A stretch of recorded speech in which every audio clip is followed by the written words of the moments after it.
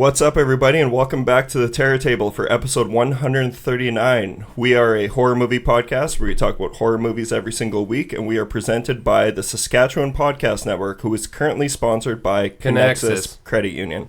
My name is Mitch. I'm one of your regular co-hosts that you hear every single week, and alongside me, I always have my buddy Buzi. Buzi, what? Say hi. Yes. I fucked with your vibe there. Yeah. Say hi, Buzi. Buzi.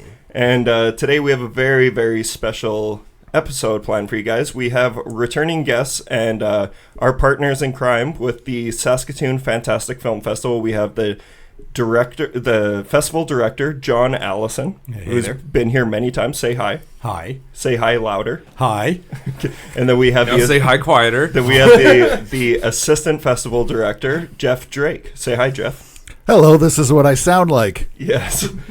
So we are back. This is going to be an episode where the festival's coming up next week, so we wanted to take you guys through everything. We know that we've already kind of done this, but now the festival is completely finalized. It's coming up. It starts this coming Tuesday, so only in a couple days here. So we're going to go through John and Jeff are going to take us through everything that you can expect this year, give you a brief rundown of what kind of movies you can expect, what kind of short films, what kind of attractions and events where we have planned.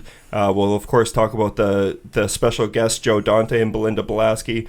We'll talk about all that fun stuff. So it's going to be a very local centric episode, but we encourage you guys to stick around because we'll also be talking about John's film pick of the week, which is Rush Hour 3.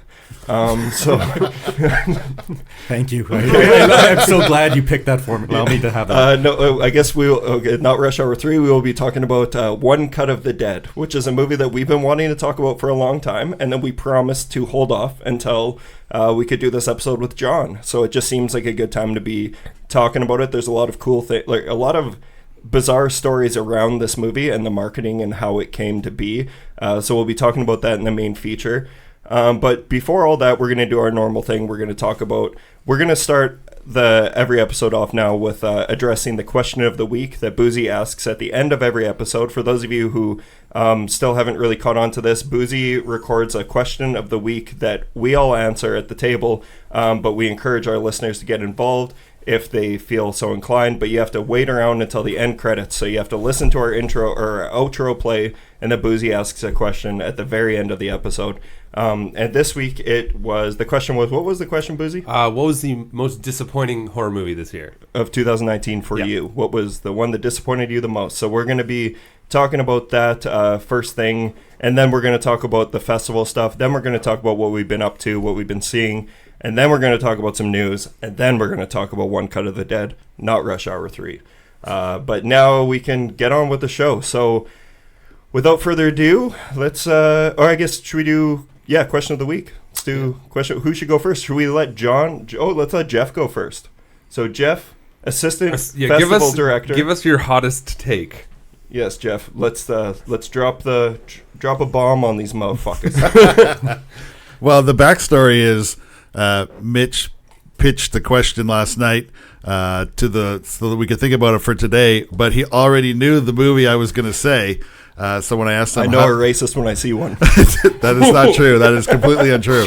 Just kidding. So when I said, well, how did you know what movie I was going to say? Apparently, we've already had this discussion, so I wish my memory was better. But the not the worst movie that I saw, the horror movie I saw of the year, because that was something that John recommended. But the worst horror movie, or the most disappointing horror movie of the year was Us, for me. It was because of the expectations I had from Jordan Peele's first movie. I think Get Out was super brilliant, amazing, especially if you get a chance to see, I think it's on YouTube now, the original ending really pulls everything together. But so I had high hopes for Us, maybe too high. I think there was a lot of hype around it.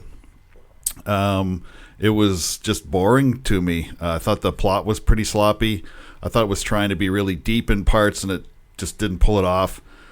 There was too many trying to be deep metaphors with the scissors and the the U.S. and Us and Hands Across America, and I don't know, it just didn't do it for me at all. Yeah, I can totally understand that. And it's definitely, that's a movie that has divided people like crazy this year. Like, some people think it's an absolute masterpiece and some people hate it. I've had so many heated debates about how they get those scissors down there. Like, do they have Amazon Prime, or like how that all works? But it totally makes sense that it wouldn't land for you. But What about did you like the comedy in it?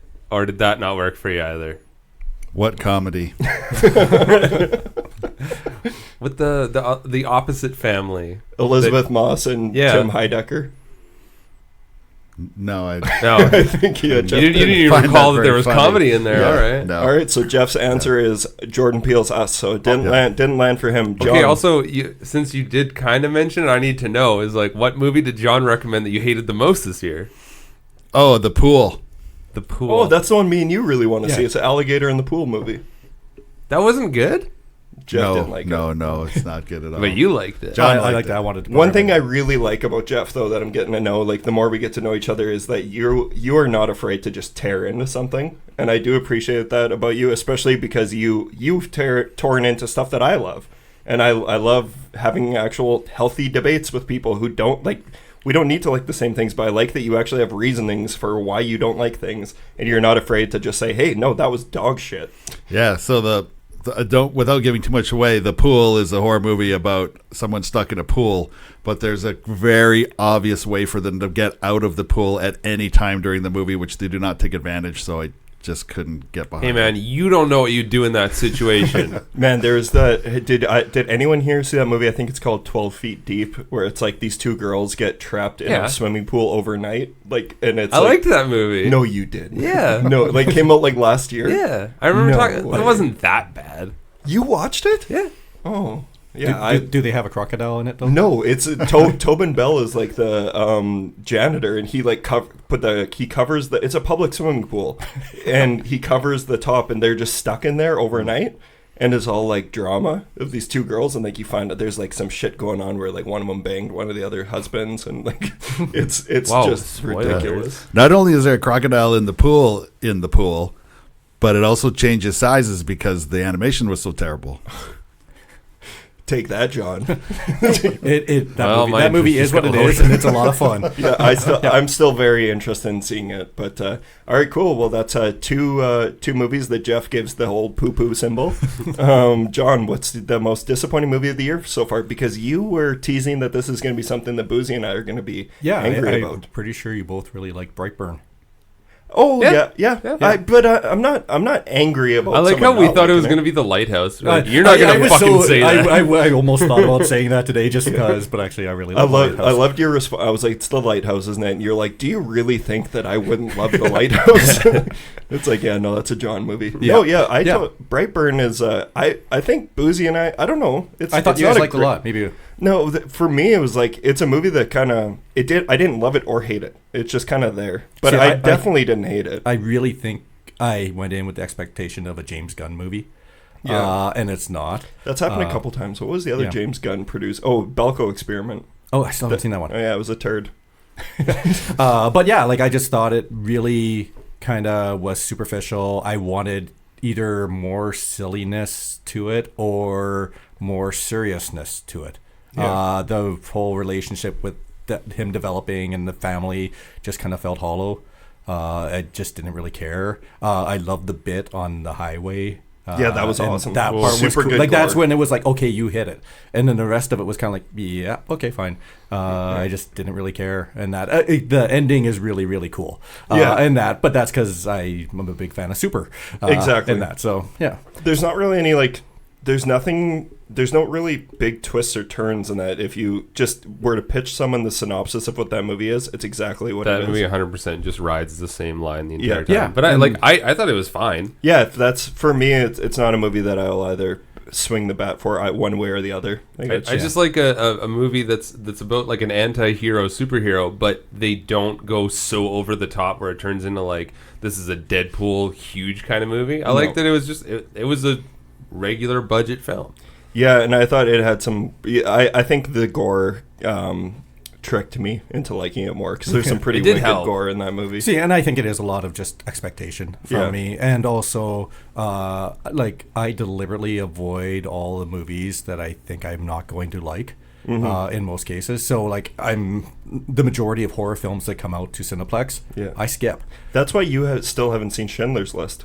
Exactly. Yeah. That little girl in red just creeps people out so much. Okay, awesome. So John's pick is Brightburn. Buzi, you want to go next? Sure. I have to say the most disappointing film so far, because we still have to go through December, so far is... Oh, God. What the hell did I say? Pet Sematary. It's Pet Sematary. And I also, was like trying to think. I was like, I think it's Pet Sematary, but yeah, it's Pet we also need to we need to talk about this for a second. So I think one thing that Buzi and I have realized going forward with the Terror Table is I think we're going to avoid doing episodes on movies that we see so fresh, like right away, because we really need time for our opinions to digest. Our and, peanut brains to figure things out. We need to let them sit for a little while and figure out what it sounds ridiculous that we need time to digest these things. But I remember when you and I particularly left Pet Sematary being like, we were the ones who liked it probably the most out of the group we went with. And I don't think we loved it either. No, I think it was a Covenant thing for me. Yeah. Where I was like, yeah, I liked it. No, I don't know. For me, it's just it's for me slightly worse than Brightburn. Like it's not it's horrible, not a but it's terrible not, movie, but it feels like for everything that they were trying to do and how much effort they put into it, it was so mundane all the time. There's a cool movie to be made here, and I don't think either of them that have done this have perfectly hit it, but I think there is something amazing here. It just, I don't know, people just keep missing when they try and make a film out of this. Yeah. And I can say from experience now, because I rewatched that when Andy and Bianca came through here, and repeat viewings are not kind to that movie. Like it's one of those ones where you really realize just how much doesn't happen in that movie the second time around. Have you seen Pet Sematary yet, the remake? Yeah, it was very good. You liked it? Yeah. Okay, sweet. There we go. No, that's I feel like it could have been so much more foot to the throat, and they had so many more moments where like they were expanding on this lore, and I was getting super excited about it because like the whole time I was like, "There's gonna be a fucking Wendigo somewhere." There's no in here. fucking reason for those. The kids having the masks drove me nuts because I'm like, that's so cool. Yeah, but what happens with they that? had something great going on with there, and that's right. Yeah, I thought there was going to be more ritualistic stuff going on, and that never really paid off for me. And I don't mind the casting. I know you and Courtney didn't like it. Oh no, I think the casting was totally fine for that movie. I just think Jason Clarke is just vanilla, but I think he fit perfectly as a dad in this. Yeah, all he had to be was a dad in this movie. Yeah, he's very generic and boring and bland. Yeah, like, no, it's true though. The other thing is, I don't think I've talked about it on air here yet, but I watched the alternate ending because I bought the Blu-ray. Because I'm a fucking idiot. Even when I don't love movies, I buy them when they come out, as soon as they come out. And I watched the alternate ending with Andy and Bianca. And I remember I was like, oh, well, thank God they didn't do that, because I thought that the alternate ending was absolute horseshit. But Andy and Bianca thought that they're like, oh, that would have been way better. Can we talk about what the alternate ending is? Honestly, I've already kind of blocked it from my head, so I can. Okay. It was a couple, and I don't want to spoil it for anyone because it's still a fresh. That's fair. But it's a lot more in line with.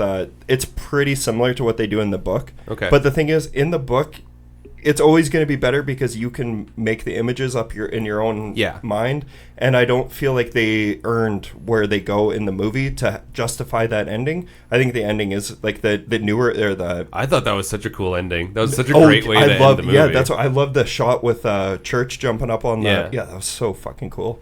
And that's the thing, is it's sprinkled in parts of movies that I would really like if they did a couple things different and made a little bit more gruesome and interesting of a movie. This probably would have been like one of my favorite movies of the year. You were so excited. I was so excited. Yeah. Cool. Well, that's so Buzi's is Pet Sematary. Did we get any crowd participation in this one? Or listener? Just from Jason. Should I do mine first and then we'll do Jason? Sure. Okay. For me, hands down, no question, Velvet Buzzsaw. Velvet Buzzsaw already. Have you guys? No, I skipped that one so far. No one's seen it? Yeah, I like. That's a movie that most people even forgot about already. Like, do you guys even know? Do you know what Velvet Buzzsaw is? Mm-hmm. It's a Dan Gilroy movie, writer director of Nightcrawler, which is an incredible movie. So good. Starring Jake Gyllenhaal, Rene Russo. and I could not have been more on board with this movie, like with the writer, the director, the cast, and the story and the trailer, everything about it. Just I was so excited for it. I was like, there's no way that this movie is going to be a disappointment for me. And holy shit, did I think that this was one of the biggest turds. Like, I think by a long shot, it's the worst movie I've seen this year. Like, and I just think it was a sloppily, poorly made movie that just landed with a large thump. So that one really disappointed me because I was extremely excited for it. But that's mine, Velvet Buzzsaw. Okay. And then the last one we have is some listener responses from Jason Hamill. And he sent this to me on my Facebook. You love when people do that, eh? Only answering your podcast question via Facebook. Fight me. Most disappointing horror film this year for me is In the Tall Grass. Yeah, that's the only really thing that comes to mind from. This is the kind of movie that gives me traumatic flashbacks to my childhood when our dad would rent movies from Blockbuster, and if he didn't like them, he would get into the car and drive straight back to return it and proclaim to the poor cashier or manager that it was a pile of shit. I don't mind the concept of the film, but I will say, if Blockbuster was still a thing and I had spent money renting this fucking movie, you're goddamn right I would have got back in my car, thrown down the DVD through the window, and then proceeded to burn the store down. Yep. Apparently you really hated it. Man, I think I even went pretty light on that one, but I fucking hated that movie too. Like, I thought it looked so cool too. Yeah, That's a bummer. A lot of people love it. I listen to Shockwave's podcast. They all are just gushing over it. They all love it, so check it out, I guess. But it's on Netflix. And it's interesting is Netflix has had a pretty good track record of Stephen King titles lately, like 1922. Gerald's Game, yeah, that was a big one. Like, a lot of those titles, both of those movies are far superior than Into the Tall Grass. But yeah, cool. I guess that is the question of the week, folks. So stick around till the very, very end to hear next week's question. Also, I guess I can use this time to say that since this is, I already said this last episode, this is now, we're entering the busiest time of the year for us. This is going to be extremely hectic. We have visitor Seb coming from New Brunswick for the festival. Listener Bryson coming from Utah, and he's going to be sleeping at Buzi's place. Like this is going to be a very busy week for us. And then on top of all that, we're just trying to juggle this whole festival thing. So it's going to be. There's a good chance you guys are going to get 3 episodes this week, and then you won't hear from us for a little bit. But the Terror Table is going to be pretty inconsistent over the next couple of weeks, but we're going to do our best here. But just expect it to be scattered. But just know next week is going to be our episode with Seb, in which we're going to be talking about Tremors. So until then, let's talk about the festival. Festival time, boys. John, let's take that line of cocaine that you have lined up there, and let's get ready for this festival talk. Well, I've needed it. I've been running straight pretty much for the past weekend at it. That's one thing I wanted to talk about here is like, so obviously John and Jeff have been doing by far the heavy lifting of the festival this year. Buzi and I came on just to help out, kind of shadow. I think the plan is that we're going to be more involved next year. That's kind of really like this year. I knew it'd be hard for me to divest myself from things. It'd be hard for me to know what to actually pass on.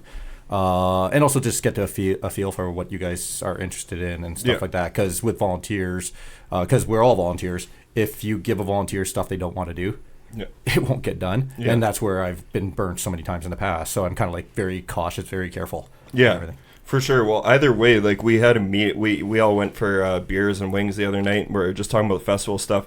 And I had the thought come to my head, how the fuck have you done this by yourself for 10 years? And I think you said like you've had help here and there, but like I can't imagine how much help it has been having this guy over here. Jeff has been, it seems like he's been a tremendous help. Yeah, definitely. It's been interesting in the past. I focus on what I need to get done. And then the extra stuff kind of like, you know what, it'd be cool, but whatever. You have, this is the craziest year yet. Yeah, that's the bitten off so much. So we'll see how it all pans out. There's stuff that we're doing where I'd be like, if I knew how much we were doing, we wouldn't be doing some of the stuff. Yeah. But it's also like, it's all working out somehow. So cool. Yeah, either way, it's a super exciting year. So let's get started. You guys can take it away for the next little bit. Just talk about where the festival starts on Tuesday. Let's go right from the beginning. We'll talk about each film briefly. So just give people a general idea of what to expect. Generally, let's point out the genre stuff for our horror fans out there who are listening. and we can just, if you want to talk about the non-horror stuff, just kind of skim it a little bit, you know. So yeah, I guess like also, are you circumcised, John? Yes, I am. I'm older than except Jeff and I are about the same age. Okay, so I realize this is what, the 5th time that you've been on the show, something like that. Yeah, and John's like, I don't think you've ever asked me if I'm circumcised, and I was like, I feel left out. I was like, are you heard about that? I was like, I generally try to read the audience, and I'm like, I don't think John wants to talk about his dick on it. I don't know if you realized that at the start we're so baby gloves with you because we're like, we really like John, we don't want to offend him, and you're just like, come on guys, beat me up. Yeah, talk about my dick. I think I come across as like I take all this stuff serious because I want it to run. And that and everything. Well, and I'm also I am like, quiet. I'm an extrovert, but I'm shy. Yeah. And that. So yeah, like I love being out. I love doing things. I love meeting people. I love talking. But I also kind of like I'm quiet doing it. But you want the world to know that you are uncircumcised. That you are circumcised. Yes. Okay, so John has stepped. Jeff, the way God made you, or are you a body mod guy? I don't know what you mean. You have to describe it. You're really gonna make me do this, are you, Jeff? Do you Can wear be more specific? Do you wear a helmet, or is it just like bald cap? Yeah, I'm not picking up what you're putting down. Do you go skydiving with a parachute or without?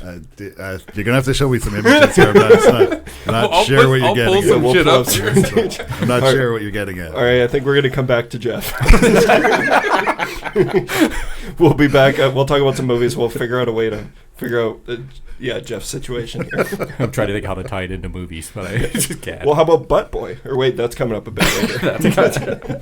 Okay, let's talk about Saskatoon Fantastic Film Festival, 10th year anniversary. Let's go. Yep. So first one is Extraordinary. Extraordinary. Hold on. This is Tuesday. This is the 19th of next week. Whenever this week.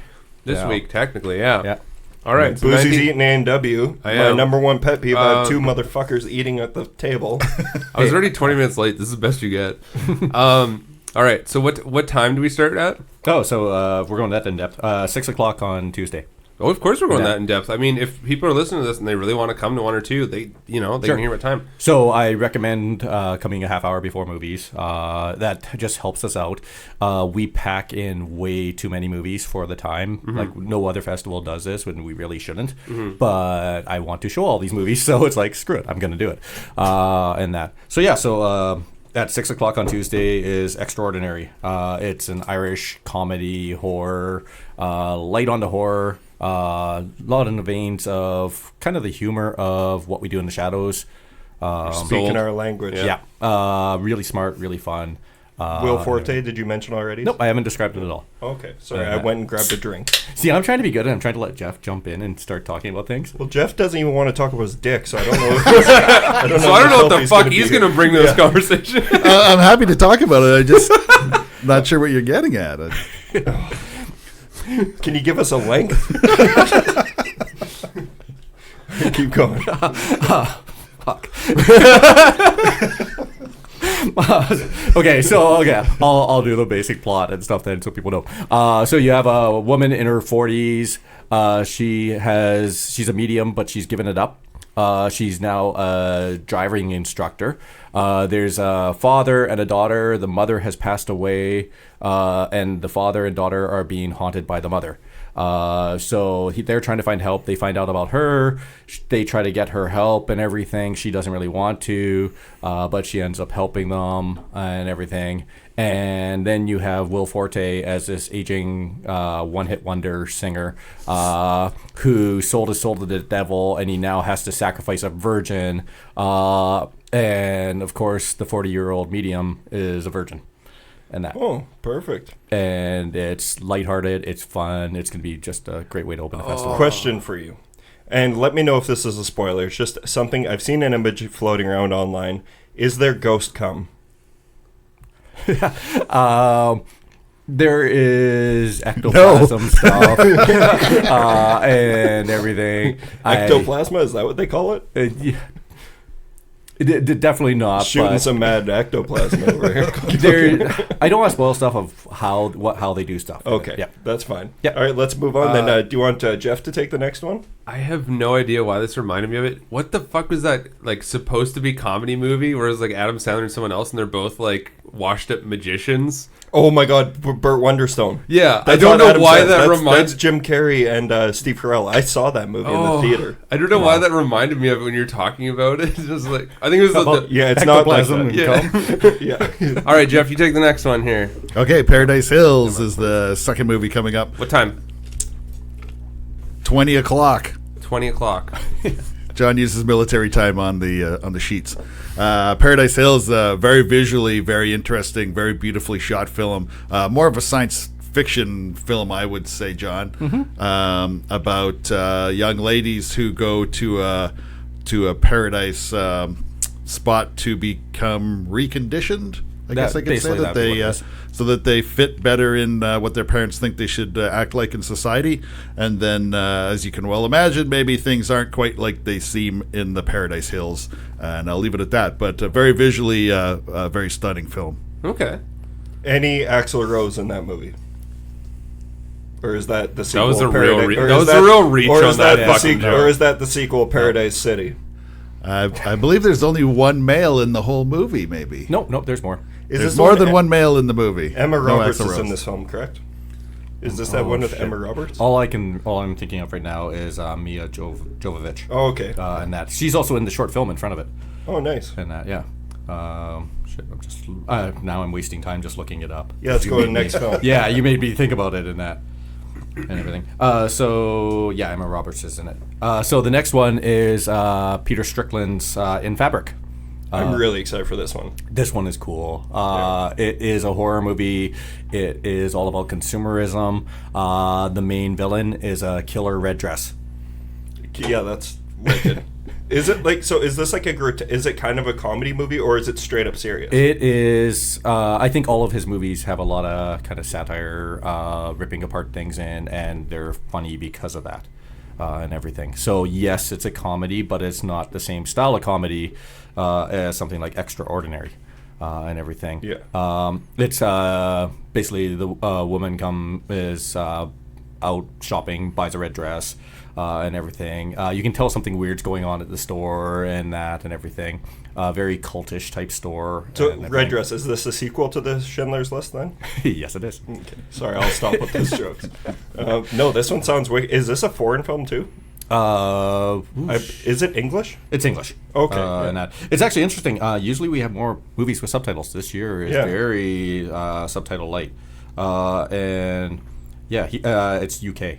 Okay. And everything. That's Cool. where he's from.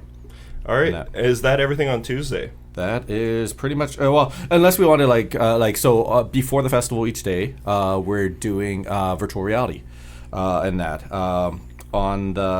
we have I think it's six short films. They're all VR experiences. So we're calling it the VR experience, and we're just basically from 4 o'clock to 5 o'clock. It's free. Anyone can come in. It's going to be 18 plus because they're horror movies or genre movies and stuff like that, and everything. How many of them star Riley Reid? As far as I know, none of them. Oh my God. So, Brittany Amber. which other porn stars you can name? Yeah. And Jeff's John's just way ahead of your bullshit. He's like, go ahead, name some more porn stars so I can finish talking here. These things are cool visual stuff to experience and that. And it's basically first come, first serve throughout the whole, we're doing Monday to Friday. And that's free, right? yeah, it's free. Yeah, so and people that- got to show up. Otherwise, it's going to be us four just watching VR movies, which actually doesn't sound too bad. No, So- Yeah, I'm except good for we're with going to have that. to watch them over and over again. We're basically that's just fine. announcing an organized hang-up. Oh, no. Or like hangout. Like, I don't know if you guys have heard the last couple episodes, but I've been rewatching movies like crazy. I watched The Thing twice, watched The Shining twice, I watched Mandalorian twice. So I'm good with watching. Cool. I just did Mandalorian last night. We're going to talk about it. I know it's Cool. not horror, but we're going to talk about it today. Yeah.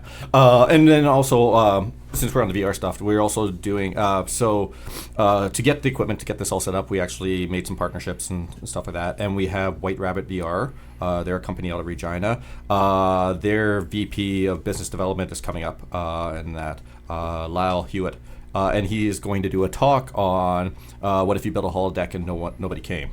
So it's basically the fact that like VR really had this big huge push and then kind of has faded away some. And is it gone? Is it there?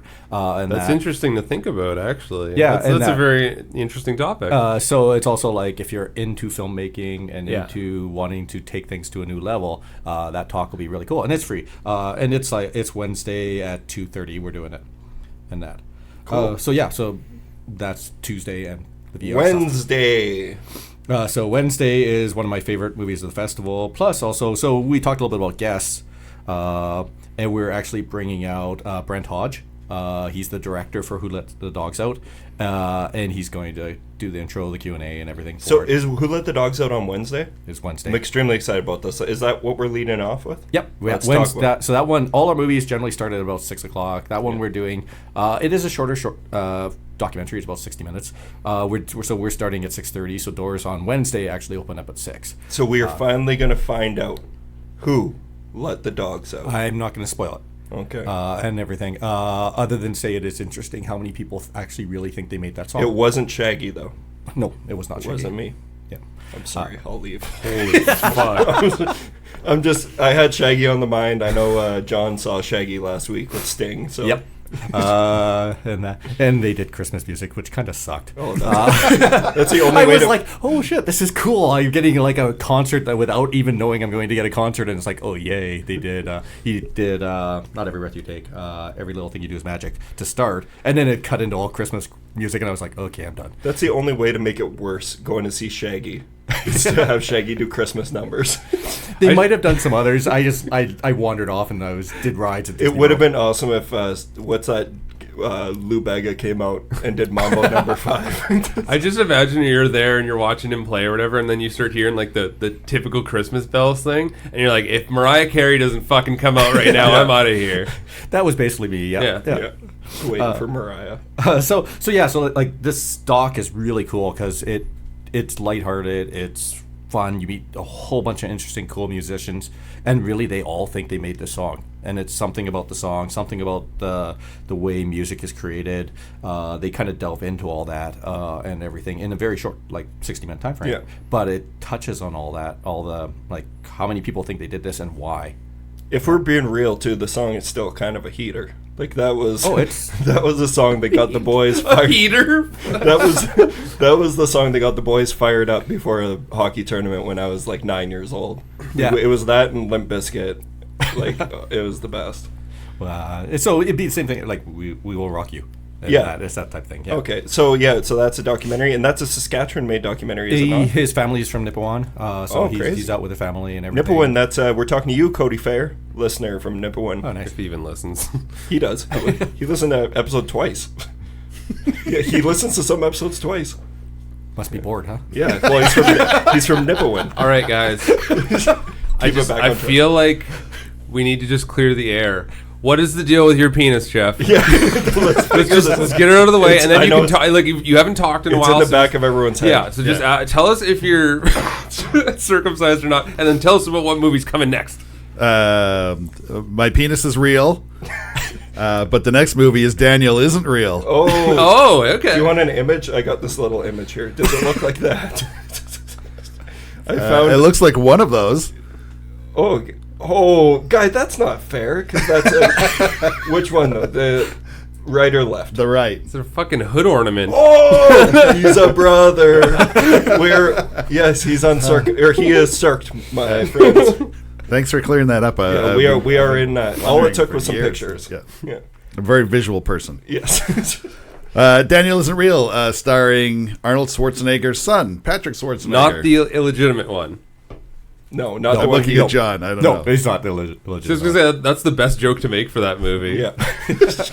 It's a real interesting. So the plot. A young boy growing up has an imaginary friend. As he gets into university, he's shy and kind of introverted, so he brings back the imaginary friend to kind of help him with life. The friend comes back and starts telling him what to do, and he becomes much more confident and better with his abilities. And so it's a really interesting look at almost mental illness and schizophrenia and who's talking to you and what, in your brain is telling you to do different things. So yeah, very interesting. I guess it would be called a horror movie. It's horror. Yeah, they premiered it at Fright Fest, didn't they? Yeah, it's a straight up horror film that goes in some interesting places. Spectre Vision too. Yeah. But a real interesting look in my mind at like almost mental illness. I heard it's like horror Drop Dead Fred. Do you guys remember Drop Dead Fred? There's a whole lot of crickets here. I know I haven't seen it. Jesus, there is no idea what the fuck you're nothing but blank faces here. Yeah. Okay, this is a movie from like the early 90s, late 80s, early 90s. It was a kid's movie about a woman with an imaginary friend, and his name is Fred. And it's like I can picture him. I just haven't seen the movie. Yeah, Drop Dead Fred. It's like one of my sister's favorite movies as a kid. But yeah, that's some people are driving and going, and they're listening and going, yeah, Drop Dead Fred. And then you fuckers. By some people, you mean like maybe one person is probably Jambi? The Tara, my sister, is like, yes. Okay, Daniel Isn't Real. Sounds good. Moving on from that, what's up after Daniel Isn't Real? Jonathan. So we're Mind if I call you Jonathan? Feel free. So I go by two names really in that. So also because I go by two names, I get called everything. Master Kush Blaster and John. Oh, that's new. The last movie that night at 10 o'clock is Harpoon.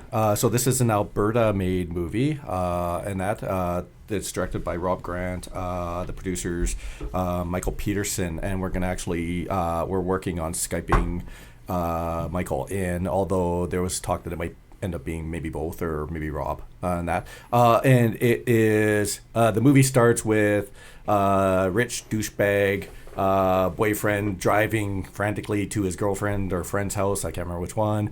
Gets there and kicks the crap out of his best friend. And then they all make up because he thought his girlfriend and him were cheating on him. Yeah. To make up, he takes them out on their boat, his boat, because he's a rich douchebag.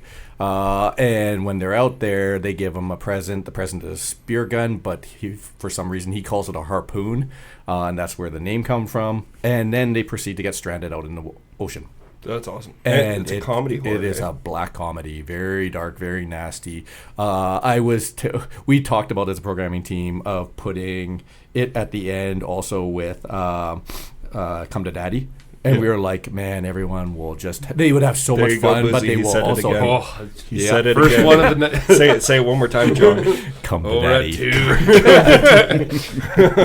I just want to point out that when I watched the trailer for this, I was like, that's the guy from Degrassi, because Monroe Chambers is actually from Degrassi. I think he's a fantastic actor, so I'm excited to watch that. This thing is fun. Who was he in Degrassi? He was the emo guy who got the girl pregnant. Oh, guys, that's Turbo Kid. Have you seen Turbo Kid? Yeah. He's the main character from Turbo Kid. Holy shit. It's Turbo Kid. I did not recognize that. And Brett. He's a very good actor. Brett Gelman from the other guy is Harold and Kumar.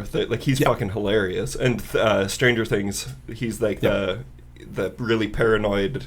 Yeah, he's awesome. But I've heard such good things about Harpoon. This is one dark, nasty movie. Basically, three friends imploding on themselves and everything, and it goes dark, violent places. Awesome. So that's Harpoon. Moving on from that, what do we got next? I need to update the website. We're going to Jeff. Yeah. Okay. John, Let's see if Jeff can talk about it because I haven't updated the website. You what? Let's see if Jeff can talk about it because I haven't updated the website. Sure. So on Thursday are movies I haven't seen because I saw a lot of the screeners as we were deciding, but I'm not part of the programming team, so John was just letting me look at stuff so I could talk about it. A lot of the movies that I did watch for various reasons couldn't come to the festival or didn't make the final cut with the programming team. And so the next one I've got on my list is the short film block and Vast of Night, and I have not seen either of those.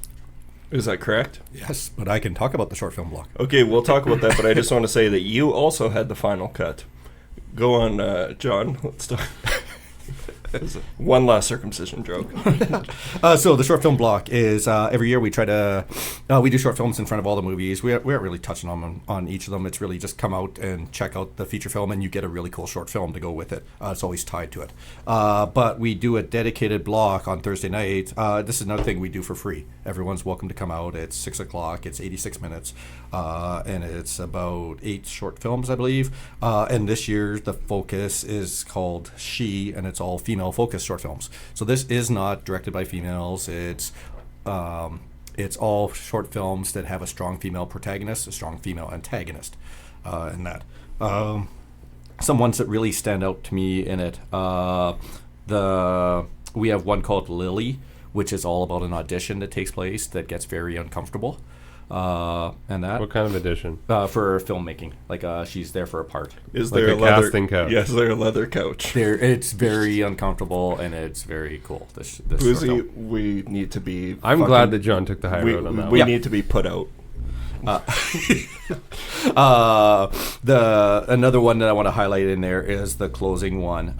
If you guys think I was harsh last year and putting in Tigers Are Not Afraid and the short film in front of it, The concrete one, yeah, the name's gone. or it's now. not concrete. It's like a sink. The sinkhole in the that pit. short film was devastating. Yeah, wait till Man, there's a you- lot of people who weren't smart enough for Tigers Are Not Afraid now.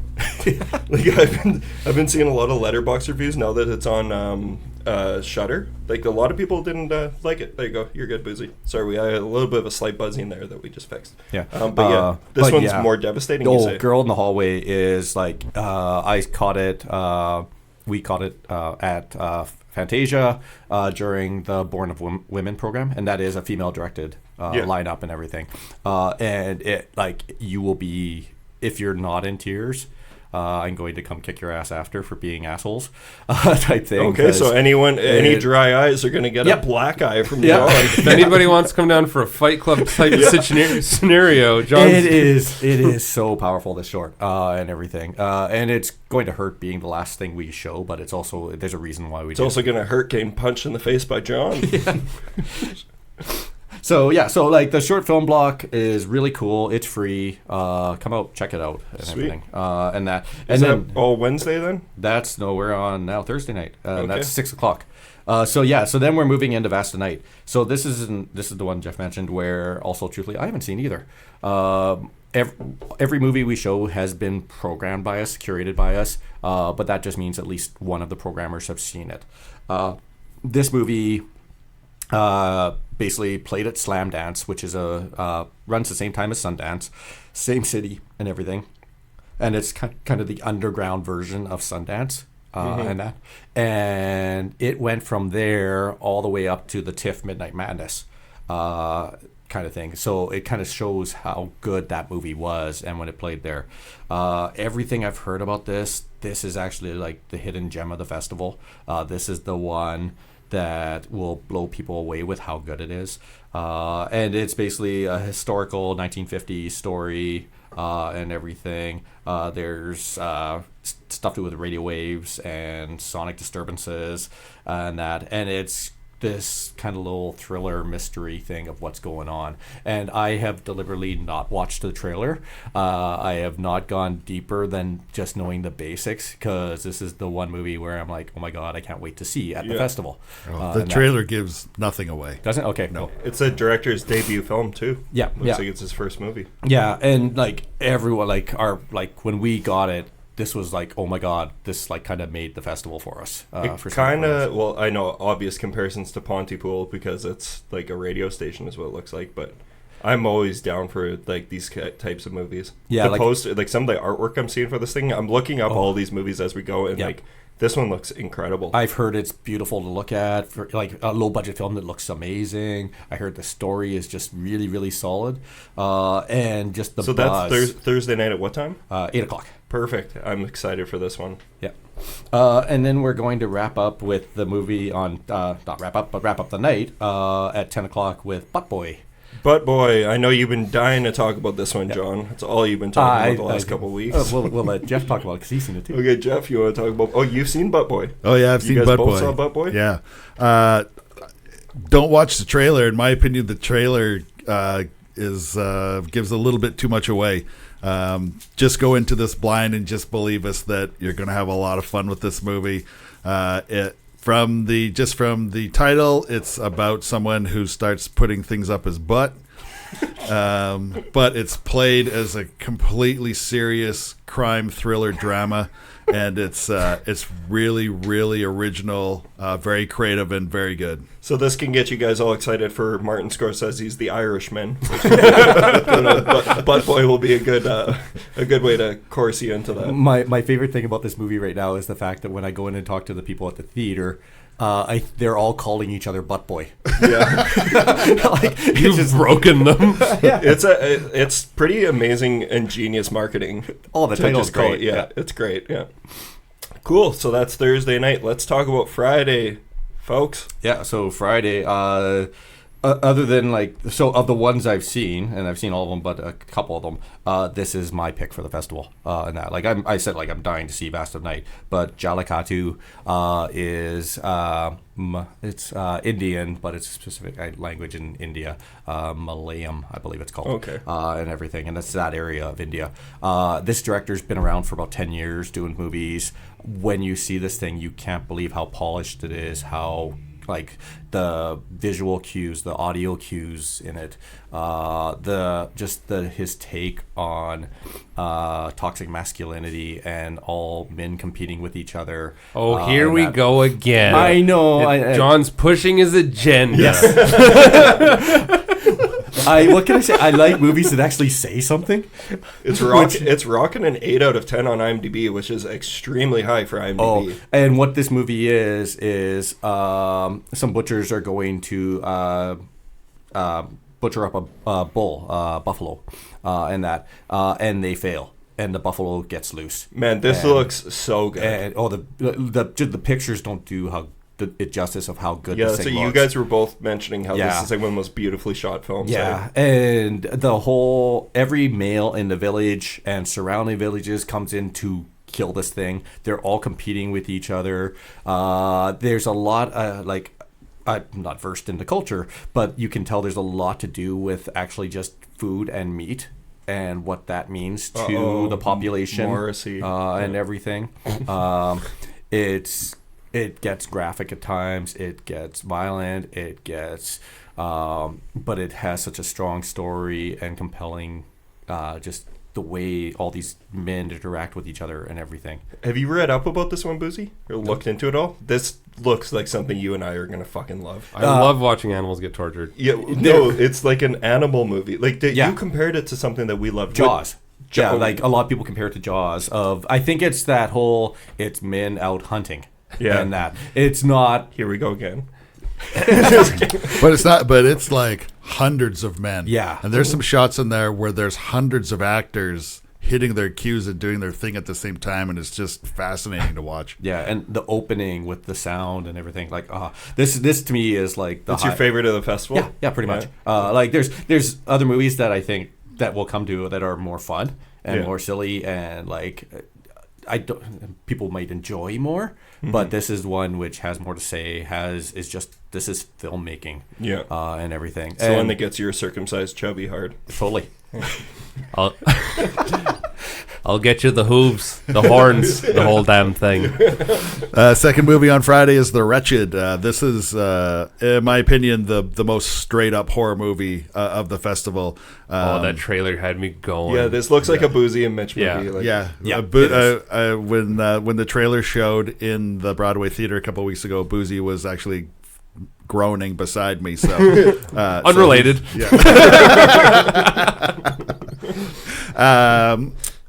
There's an entity in the woods that has awoken, and it's going to come for your children, and I'll just leave it at that. But very gruesome. Very. It sounds like The Hallow, honestly. Yeah.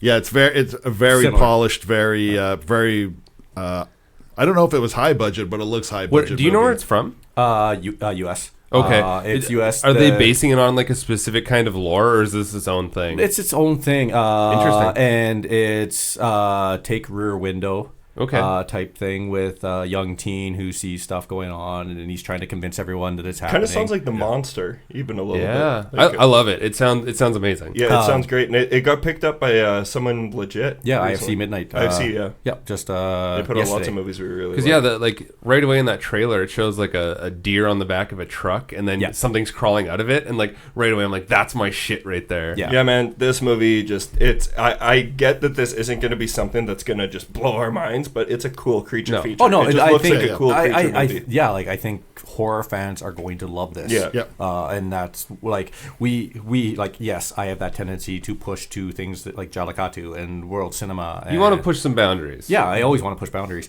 But I also really want to make sure we are covering that straight up horror, getting some. But I want things that people will remember, and I think they will remember Wretched. I think it's really it's really straight up strong. The whole mythology is kind of cool and everything, and that the acting's good in it and that and everything. No, and stuff, that's for like, especially for film festivals, and obviously you know this, so I don't have to like tell you, but it's like you kind of have to play a little bit to those kind of movies as well, because like everyone loves just a straight up horror movie. Like sure, we all want to watch some elevated A24 shit, but we also want to watch some just straight You got to up mix the shit in. Yeah. But man, this Friday night, okay, so going on, just to keep things on track here, this Friday night is fucking awesome. So Jellicatu, The Wretched, and then what I'm so excited for. So we're going then into Nightmare on Elm Street, but Yes. it is Drunken Cinema. Explain Drunken Cinema, John. So one of my friends, she's been running Drunken Cinema in Toronto, Montreal. She did it at Ithaca Fantastic Film Festival. I think she's also taken it down to Mexico. It's kind of travels around and everything. And what it is it's an actual real drinking game. So she makes up, there's custom cards that will be given out. There's teams that compete. We just bought... for the people who follow me on Facebook, they said they might have saw my comment about how many glow sticks is too many. I don't know how many Scott bought, but he said he bought a lot of glow sticks. What do we do with glow sticks? I have no clue. Oh, Jeff knows. We're throwing up the DX. That's the whole time. Is that DX? Is that a wrestling term? Yeah. Okay. All right. Break it down. See, I thought you'd be more excited. You're just like, yes. We will. You gotta be careful. WWE's done. Oh, AEW all the way. oh, here's an AEW mark over here. I forgot you watch wrestling too. Yeah, so it's I have no idea what, like, we have not seen this game here. We brought Serena, she's the friend who's running it. We've brought her out for it. She's going to run it for us. We're going to learn from her, and we're going to, if we get a crowd out and people enjoy this, we're going to keep going with it. Yes. And that. So this is We're going to steal her shit. My only she'll be involved with us, Yeah. like helping us. Yeah. That's my only bummer about this whole situation is that I won't get to really participate. I don't think. Like I'm going to be shadowing and having. You will be doing sippin' cinema. Well, I'm going to do some research because I want this to become a regular thing in our city. So I'm going to learn as much as I can from Serena, and hopefully this works out. So everyone's got to come out to Nightmare on Elm Street. This is going to be super fun. Yeah, I like everything I've heard about it. These things are a blast. Yeah, and John basically a won't party. punch you at this one. Mitch, can I steal one of your jokes from you? Yeah, do it. Okay, so yeah, like if it goes well, Mitch's next film he wants to do is a drinking game of Schindler's List. Yes. Okay. Here we go. So the cool part also about it is we will have a custom cocktail there. It's something about keep you up all night that we're making. So you can probably imagine coffee and things like that maybe in there. There's a mixed opportunity for never drink again right there. Oh yeah, that is good. That's actually, I think it was called Never Sleep is the cocktail that we're working on. Yeah. That's too on the nose. Yeah. And then Friday night, midnight showing. John always keeps the really weird stuff for the midnight showings. So so excited. Friday at midnight, greener grass, very utopian, perfect neighborhood where everyone wears braces to keep their teeth straight and dresses to the nine very perfectly all the time, and the lawns are all manicured, but maybe things in the neighborhood aren't quite as perfect as they seem as the movie unfolds. This is one a lot of people are comparing to Lynch, hey? Like the works of David Lynch. Weird, quirky, Saturday Night Live style comedy, some of it. Okay, I would not go there with Lynch. But it is very surreal. Yeah. In that, like, it's like one of the reviews was like the best not Saturday Night Live skit type thing, Okay. and everything. And it's we did a short film last 2 years ago, I think, called Greener Grass, which this is the full feature film version of it. And Very cool. You're watching the eggs hatch. yeah. Oh yeah. It's cool. Like we always keep track of that. We have another movie coming up that we'll talk about that actually we do have a history with too. Oh, that's awesome. And everything. everything. So yeah, it's and then so that's Friday at midnight. So then after that, we're gonna get a couple hours of sleep, and then we'll all be back at the theater Saturday morning for John's cartoon party. It's called the I thought it was called Saturday. Did we change it now? Saturday morning all you can eat cereal cartoon party. And that it's Do you know the lineup for what they're playing during that? Officially no. And that I did a quick scan, so I have an idea of some of the things in there. Can I ask one and you can tell me if it's in there or not? Damn it. Nope. I try to keep myself surprised by it too. My scan was really okay. This is on the player that we're using. It will work, type thing. So I did not dive in deeper than that and everything. It's about 2 hours 40 minutes. What time does that start at again? We open doors at 8:30, and then the fun starts at 9. I will probably be in a onesie unless I can convince anyone else to get up in a onesie. And that. Are you gonna have one of those onesies with the back exit though for pooping? Back exit. I don't remember. What is your onesie? Do you have like that thing where you unzip the back for when you need to poop? I don't remember. Do you have one? No, I don't have. Okay. I have a Darth Vader onesie, but you have to take the whole thing off. Mine's a caterpillar onesie. Oh, okay. Completely different wavelengths on that one. Okay, let's move on. We gotta keep this festival shit moving. But yeah, the cartoon. So anyone who doesn't know, the cartoons it's a curated program. It's like I said, almost 3 hours. It's stuff 40s, 50s, 60s. I did notice some stuff from the 80s. Might even be one from the 90s in there this year. And it's the cool stuff. It's and there's commercials and interstitials put in from those time periods and everything, and it gets cool. It's fun. It's a blast. There's commercials, so is there like war propaganda mixed in there? There's basically if there was weird commercials that played on Saturday mornings during the time of that cartoon. Yeah. She tries to find them and put them in. That's cool. So yes, there might I don't know if there's any specific war ones, but there's definitely like, oh yeah, here's the anti-drug one, Enlist and now. that, or here's the one that's just bizarre and weird and creepy. Is House Hippos going to be in there? I have no idea. House Hippos? You don't know House Hippos, guys? I don't know House Hippos. I know Hungry remember. Hungry You know what the Hippos. fuck I'm talking about. I remember the name, and That was the one where it showed all these hippos in the house, and because instead of like Oh, creative. instead of it being like dust bunnies, and then it was like makes don't sense. believe everything you see, and it was a Canadian. I'll show you guys after. I can't believe you don't know what I'm talking about. No. All right, so moving on. So this is a very, very, very exciting day. Saturday. Yep. Moving on from Saturday morning cartoons. What do we got? Jeff. Is anything interesting happening? Throwing it to you, Jeff. I Yeah. know this is a pretty quiet day. This is the Probably the most boring day of the festival, honestly.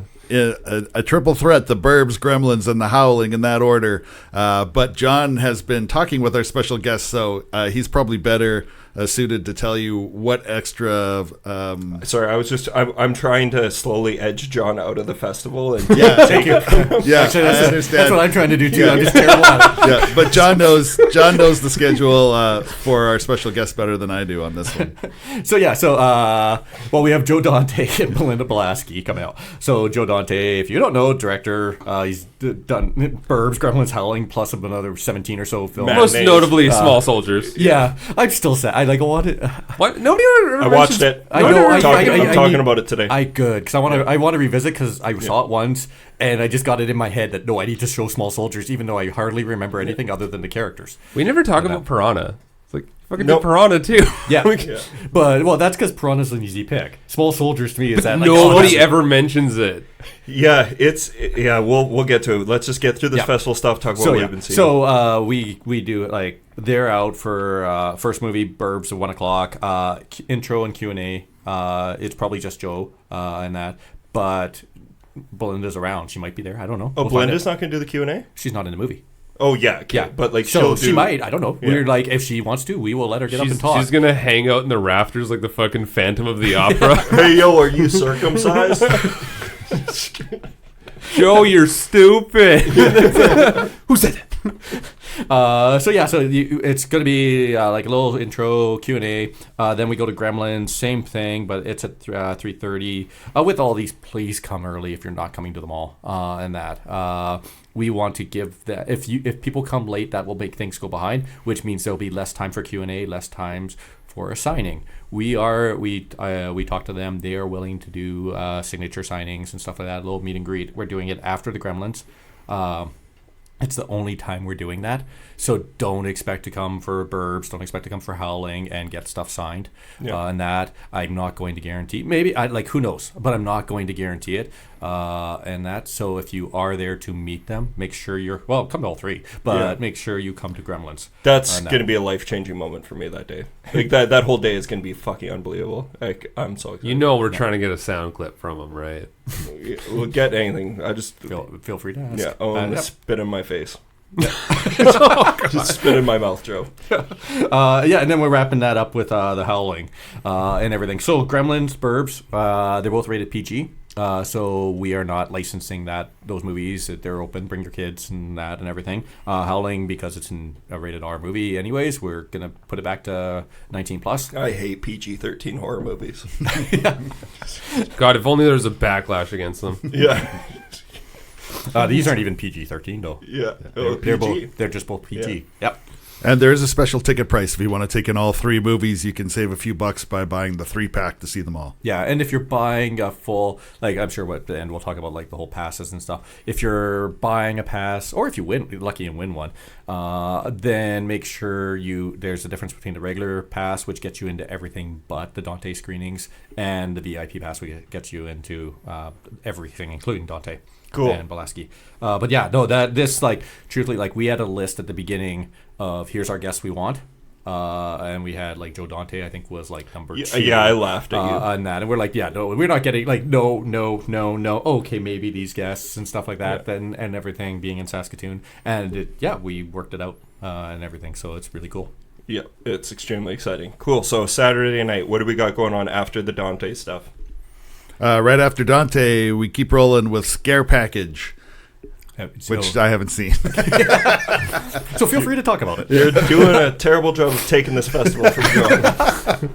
John fed me a bunch of false movies.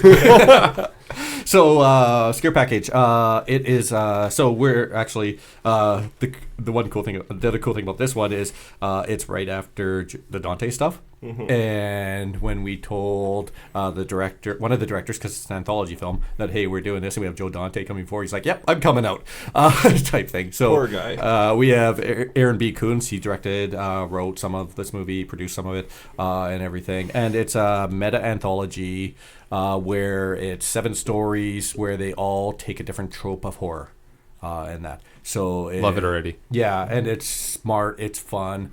It's cute at times. It's overly gory. I'm not going to say it's going to scare the shit out of everyone, because it probably won't, but it's got that gore factor. It's got that fun horror bit going on and everything. And all the stories are neat, cool takes on horror. Yeah. Sweet. Yep. Is that closed off Saturday? Or no, that's the 9:45. Yep. We still got one more. the Saturday midnight showing.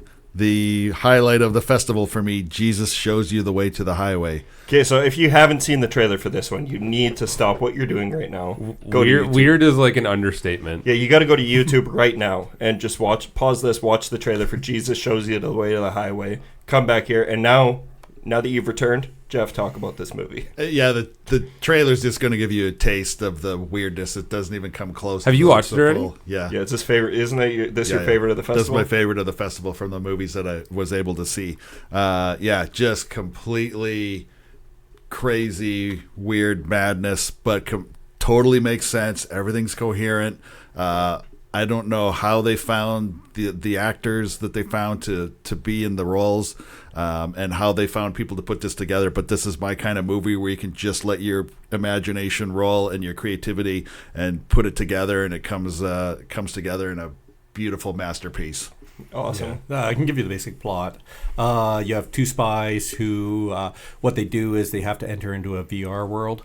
And so kind of like Inception stuff going on.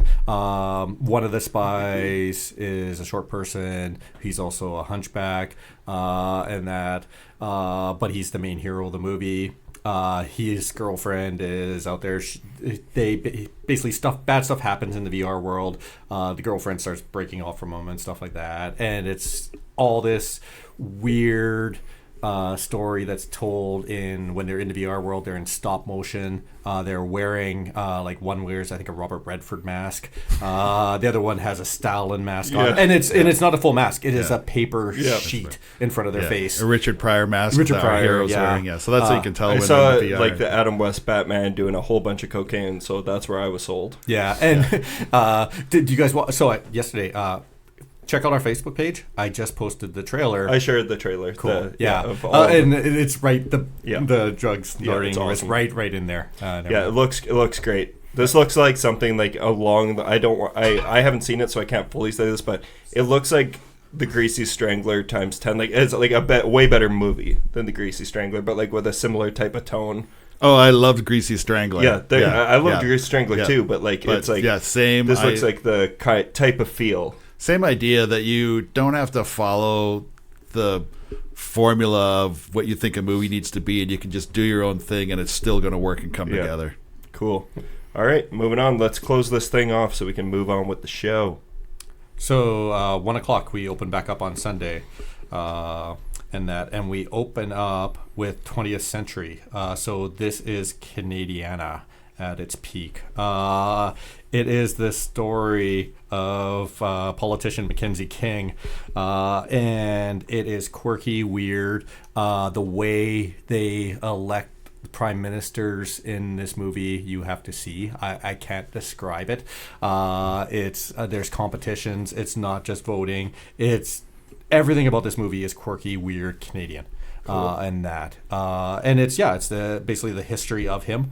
It told like I can't describe it. It's a surreal, different, weird story, and it just feels Canadian. It played TIFF Midnight Madness, and it's one that this actually. So you had Scott on. This is Scott's pick for the festival. Oh, cool! He was so happy when we programmed this because he saw it at TIFF, and he's like, "Yeah, I get to see it again." Because he's like, "I'll never be able to play this." Yeah, I trust anything Scott says, so I'm excited for that now. Then. Yeah, and it's like I have it listed down as like a biography, comedy, drama type thing. Yeah, it's quirky, weird. Sweet. Cool. 3 o'clock Sunday afternoon is The Wave, another science fiction addition to the festival. I'm going by memory here, so I can't remember the famous people that are in it, but you'll recognize them. Justin Long, Tommy Flanagan. That's where Justin Long has been. Yeah, he's works in finance, and he's just saved the company a bunch of money, so he goes out partying with his friend. They end up at a house party where he takes a weird drug, and it eventually gives him the ability to time travel, and the drug sequence time travel stuff is really visually really interesting, but it's a really, really good story, and a solid plot that has got a nice twist at the end too. Okay. Sounds interesting. It's kind of along the lines of like Christmas Carol, someone learning themselves, finding out how to be a good person. Because like he's, like you said, he's basically the company's an insurance company, and he's the lawyer for them. Yeah. And he basically screws over someone so that they save millions and millions of dollars. But that means his patient basically is going to be like ruined for life. Yeah. And everything. So it's him coming to terms and learning and that and everything. And cool. It's fun. Sweet. Well, then we got 2 left. There's 2. Correct? There's 2 movies left. Yep. And there are 2 movies that I am extremely excited for. Both SpectreVision movies. Yep. Take it away, boys. John, you. I think any of us could talk about equally about the first one. I'm extremely excited. None of us have seen it. I'll say it right now. Color Out of Space. Yeah. It's the one I'm most looking forward to this year. I'm extremely excited for it. This is the H.P. Lovecraft adaptation directed by Richard Stanley. This is the guy who brought you movies like Hardware and The Island of Dr. Moreau. If you haven't yet, I highly recommend listening to the episode featuring Richard Stanley on the podcast Visitations. What you will get there is you will get an idea of just how far gone Richard Stanley is right now and how insane he is. And actually, that sounds really insensitive and rude. I'm sorry, I shouldn't say that. He is a guy who truthfully believes that magic is real, and he truthfully believes that these H.P. Lovecraft stories are real in some aspects. And he lives in a different world than the rest of us. And the SpectreVision guys, Elijah Wood and Daniel Noah, they decide to give him a whole bunch of money to make an H.P. Lovecraft movie starring Nicolas Cage, and it looks it looks like it could either be a steaming hot pile of dog shit or absolutely amazing, and I'm all in for it. Yeah, it's all way. basically some weird stuff happens to a family out there, like cabin, cottage, whatever, and they slowly start to mutate. Yeah. And you get Nick Cage being Nick Cage in that, and on top of it, H.P. Lovecraft and, like you said, Richard Stanley. So it's like, this is going to be cool. The pictures I've seen, the photos and stuff. Yeah. I have no delusions that this is going to be like even one of my favorite movies of the year. I just am very excited to see because it looks like something new and interesting. Looks like something you don't see all the time. Yeah, I'm a huge H.P. Lovecraft fan. It's really difficult to No wonder you his- hated us. Shout out to my boy HP. It's really difficult to execute his stories effectively.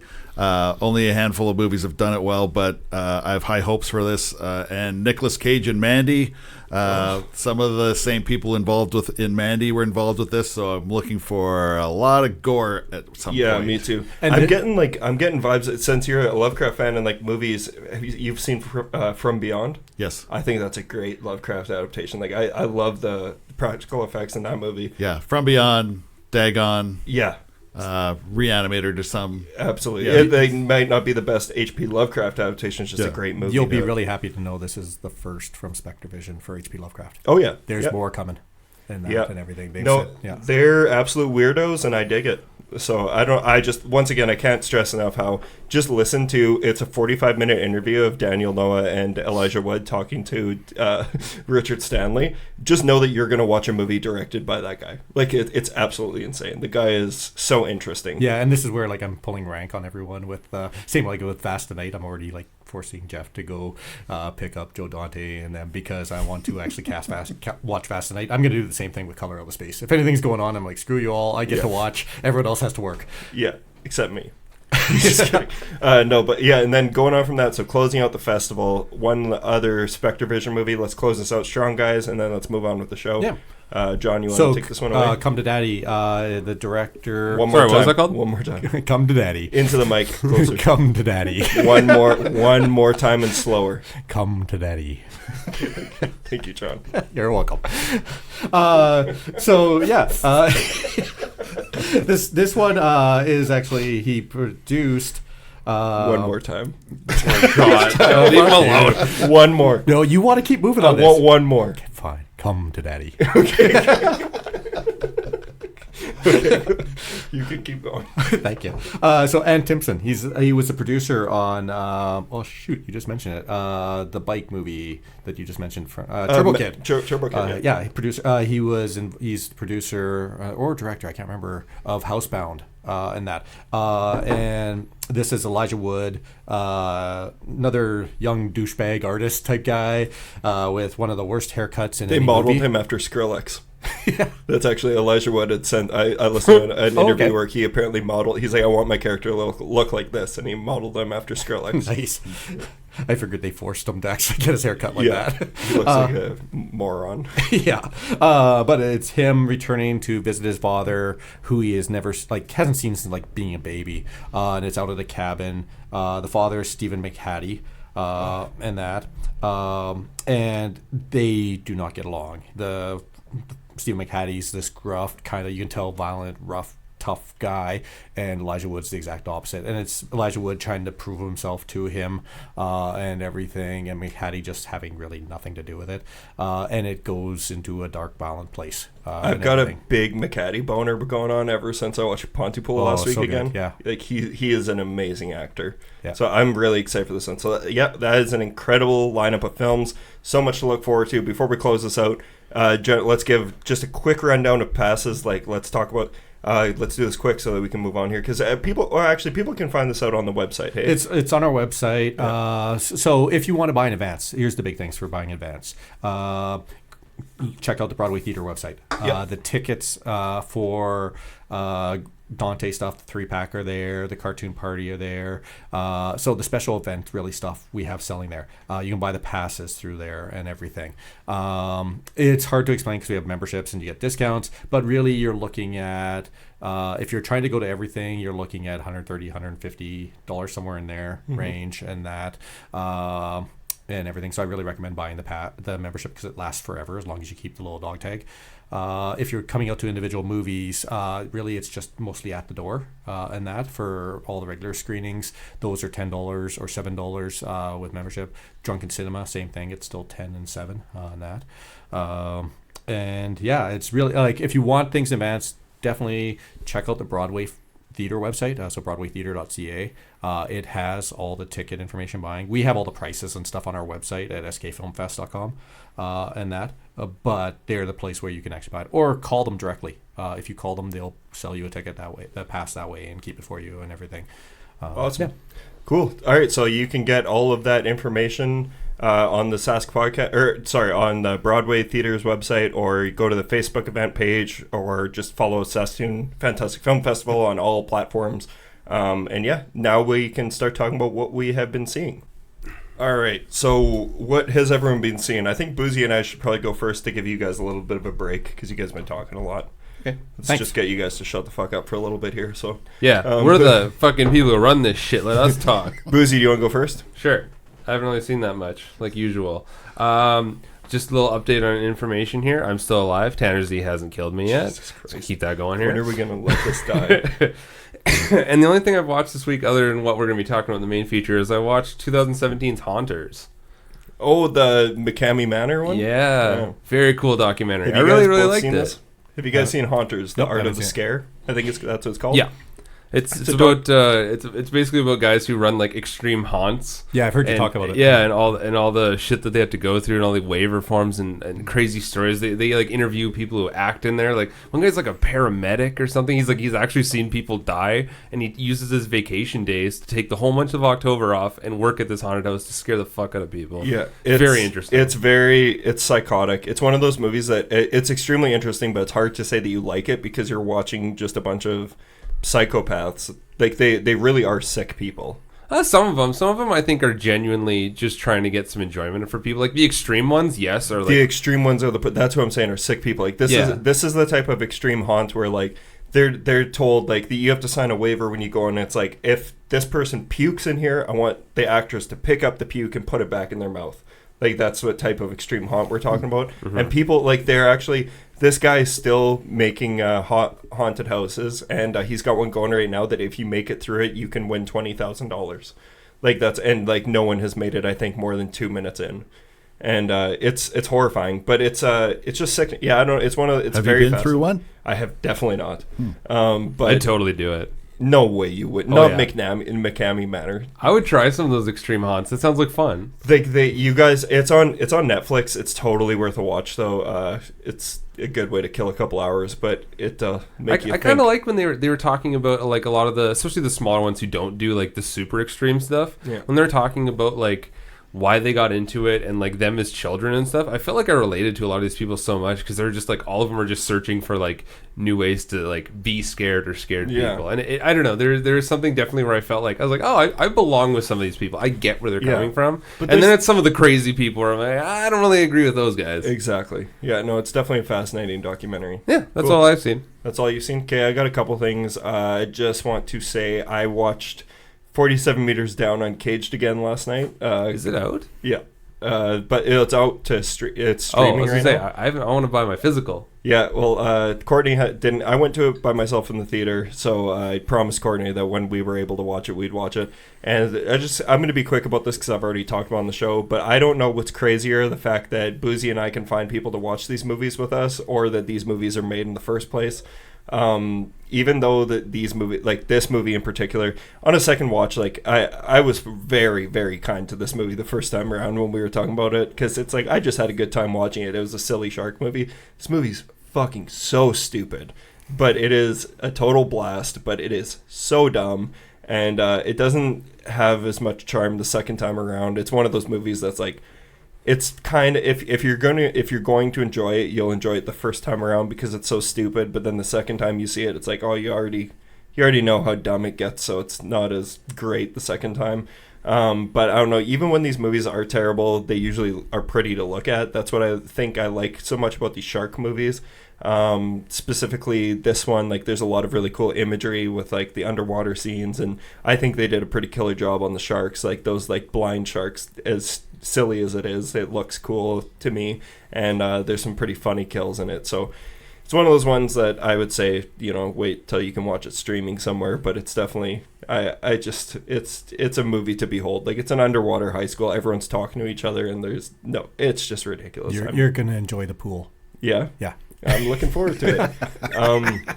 I have no doubt you will. Yeah, I watched a couple Joe Dante centric things, but before that, I want to talk with John. John, you can hop in on this with me because I know that you and I have watched it. I don't know if Jeff has watched it. I actually don't know if you're a fan of Star Wars, but I subscribe to Disney Plus. I've been delving into that a little bit, but obviously the very first thing that I took part in is checking out The Mandalorian. So I'll just get my quick thoughts out of the way. I'm a huge Star Wars fan. I don't need to go through all this again. People know, if you've been listening to the Terror Table for a long time, we even do Star Wars spin-off episodes where we'll bring on our friend Mike Fisher to talk about the latest installments. I fucking love The Mandalorian. I think it's awesome so far. I think it's exceeded my expectations tenfold. I had to watch it twice. The first episode, the pilot, I watched it twice because I was a little worried. I was like, was it as good as I thought it was, or was I just kind of caught up in the hype? Because I actually didn't have much hype for this show going in because I didn't know what to expect. This is the first Star Wars TV show that we're, like a live action TV show that we're living through. I love the fact that it's gone back. Like, the original Star Wars, like, is based on, like, Japanese, like, cinema and stuff like that. And this has gone back to, like, Lone Wolf and Cub. It totally is, and and it's just, I love the lack of talking in it. I love just the atmosphere. It's totally a Western. Yep. It's a space Western, and it's epic. It's I'm not going to say it's violent, but it's action-packed. They definitely cut away from the violence, but there's a lot of death in it. Like, I'm amazed how, like, the stuff with the Jawas. Oh, God. Yeah. I was like, are we supposed to be cheering for this guy now? I know. So there's 2 episodes out now, and seriously, it's freaking great. And I highly recommend, if you're a Star Wars fan and you're kind of sitting on the edge if you're going to check this out or not, you got to watch it. It's you can get your 7-day free trial with Disney Plus and then cancel it if you want to. How many episodes are there? So far there's 2. They come out do you every know how Friday. many there's gonna be? It runs into December sometime. I think are they not doing, I think because Marvel's doing the same thing where they're doing 6-episode seasons. Yeah, I'm not so sure. I'm not entirely sure if Mandalorian's going to do the same thing, but they're 40-minute episodes. Yeah. Or I think episode 2 is half an hour. I know a lot of people already know the spoiler of what happens at the end of the first episode. I still don't want to spoil it here for people who for some reason don't know. But that was one of the moments where, like, Courtney, like, I stood on my couch. I Tom Cruise, Ellen DeGeneres myself, where I stood on the couch and was like, what? Like, freaking out because I was so excited at what I was looking at. And, I love it. And Courtney and I were watching episode 2 again today. We watched episode 2 last night. We're like, we need to watch again because it's so darn cute. What about me makes you wonder if I'd like Star Wars or not? You never know with people if they like Star Wars. Like, are you a Star Wars fan?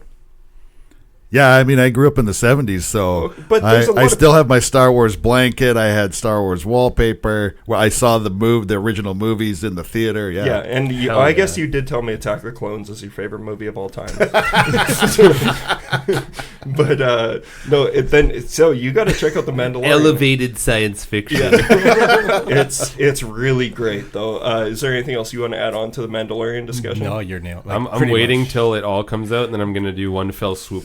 I was very tempted to do that, but I'm also like, no, I want to watch this. I know. I was going to say, because I know that's the approach you're going to take with it, Buzi, but I just, like, I really want you to just watch it. I Just don't so have the you know. money to pay Disney to watch 3 things. How many of my streaming services do I just give to you? I'll give you my fucking Disney Plus. You could watch it. I was going to say, you've only given me one thing. Okay, but I'll give you my Disney Plus. Like, it's great. Yeah, to me, it's making up for everything that Lucas has done since, like, the original. It really is. And to be fair, I grew up in a time where I didn't hate the prequels as much as everyone else did. They were aimed for my demographic.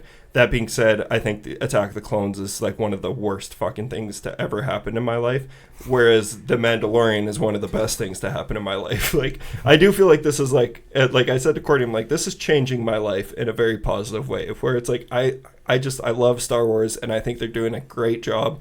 I think it's really cool. They have, like, I see Bryce Dallas Howard directed one episode, not any of the ones that are out right now.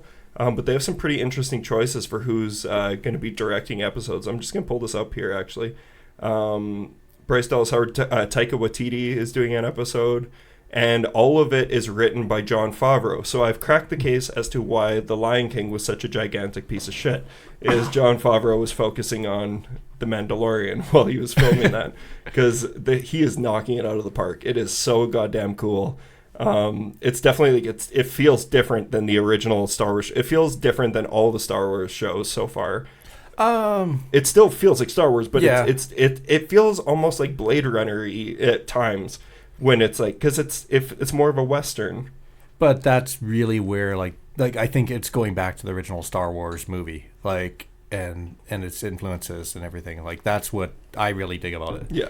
Because it is feel like you could have done the original trilogy, gone to this, and then like then I think it would have changed what the prequels were. It would have changed what everything else has been. Still, we got lots of Jim Henson type puppets popping up everywhere. Lots of creatures. I was actually surprised by how many creatures are featured in this show. So, I'm blown away by it so far. I'm really, really loving it. Moving on from that, I'm just going to talk about two things. I can rope them into one. Courtney and I were getting excited for this whole Joe Dante business. We decided to watch Gremlins 2, The New Batch, and Small Soldiers. That was our double feature last Saturday afternoon. And let me tell you guys, I have said, even on the last episode with Jambi, we were talking about Gremlins or Gremlins 2, like which do we prefer? And I always say, like, there's a day where I would say that Gremlins 2 is my favorite of the Gremlins movies. That's ludicrous to say. The original Gremlins is better, but Gremlins 2 is just so fucking nuts. You just contradicted yourself from last week, even. Yes, well, it's been a while since I've seen Gremlins 2, but I still love Gremlins 2. I love it. It is absolutely bonkers. The movie is clear. The one thing I picked up on this time that I clearly never did as a kid is that the whole movie is a commentary on excess. And how it's all how it takes place in a mall. Everyone who has seen that Key and Peele sketch. Have you guys all seen the Key and Peele sketch of them pitching Gremlins 2? It's one of the funniest things I've seen on the internet. Like, it's really hard to find nowadays, but apparently Joe Dante actually commented on it, being like, that's not too far off with how it actually happened, because it's just the pitch room with Key and Peele, and it's so funny. But the movie gets so bizarre, so crazy and out of hand. The movie ends up, and this isn't a spoiler because the movie came out in 1990. I'm sorry if you haven't seen Gremlins, and I hope that you don't get upset by a spoiler like this. But the movie ends with like the greedy bastard hooking up with a big titty gremlin. Like, it's like, how bizarre can this movie be? Like, it just makes no sense that this movie was made in the first place, but it is amazing. So I still love it. I can't wait to see the original Gremlins with Dante in attendance. But moving on from that, Small Soldiers. This is one that I haven't seen in such a long time. I know we were really hoping to show it at the festival. This is one that you were rooting for to show on the big screen. And to not contradict myself last week, I was saying it does hold up because I can remember every single frame of it. Like, from a kid, I watched it so much as a kid that I can just play it in my head, and I still remember every frame. It's exactly what I thought. The movie's exactly as I remember it. It is so crazy that this was a kid's movie, super inventive, super fun, and I think it's got Dante's flavor all over it, and it's one that it's definitely overlooked. Like, people look at this because it came out in a different era of like the prestige Dante days, like there's the days where people talk about The Burbs and Gremlins, and Small Soldiers never comes up in that conversation as like one of his better movies, because it isn't. But it's a great Joe Dante movie, a lot of fun to watch, and I recommend giving it a rewatch if it's been a while for you. Brought back so many memories of how I had like the Chip Hazard toys. Did you have any of the Small Soldiers toys? Couldn't afford them. Oh yeah, poor kid, hey? Yeah, probably playing your Sega Genesis. But I remember, I got there's a Small Soldiers computer game that came in a box of Lucky Charms. And really? I played the shit out of that game. That sounds awesome. Yeah, they used to put, I remember that because they put DVDs in some cereal boxes and then like some video games. I got Roller Coaster Tycoon after my dad had spent money on buying me Roller Coaster Tycoon. He was pissed to find out that you could just buy it in a fucking cereal box. But no, Small Soldiers is just a lot of fun. David Cross, what's his name? Dennis Leary. There's so many. The actor what's the guy's name from Jingle All the Way whose wife killed him? You know who I'm talking about? What? Phil Hartman. Phil Hartman. His wife killed him. How do you not know this? It was the year that Small Soldiers. It's just an came out. interesting way to describe Phil Hartman. Yeah. Did you guys not know that? Nope. Yeah, Phil Hartman was murdered the year that Small Soldiers came out. By I knew his he wife. died, but I didn't never. But Yes. I also deliberately not pay attention to celebrities. So. See, I didn't know Phil Hartman was a celebrity. But yeah, no, it's super fun. So that's all I'm going to talk about today. Just wanted to let everyone know Small Soldiers is still insane. So John, should we go with John and then cap everything off with Jeff? Yeah, if you want, or we could alternate, or whatever works. Yeah, do you guys got a lot? Let's talk. Let's see what you've been up to, John. Sure. So we'll start with Lighthouse. I don't think there's The Lighthouse. Yes, I don't think there's much more to add. Like, you guys are nailing it. Other than I want to come across it, I want to say something that makes me sound like a total douche. Yes. It's actually not full frame.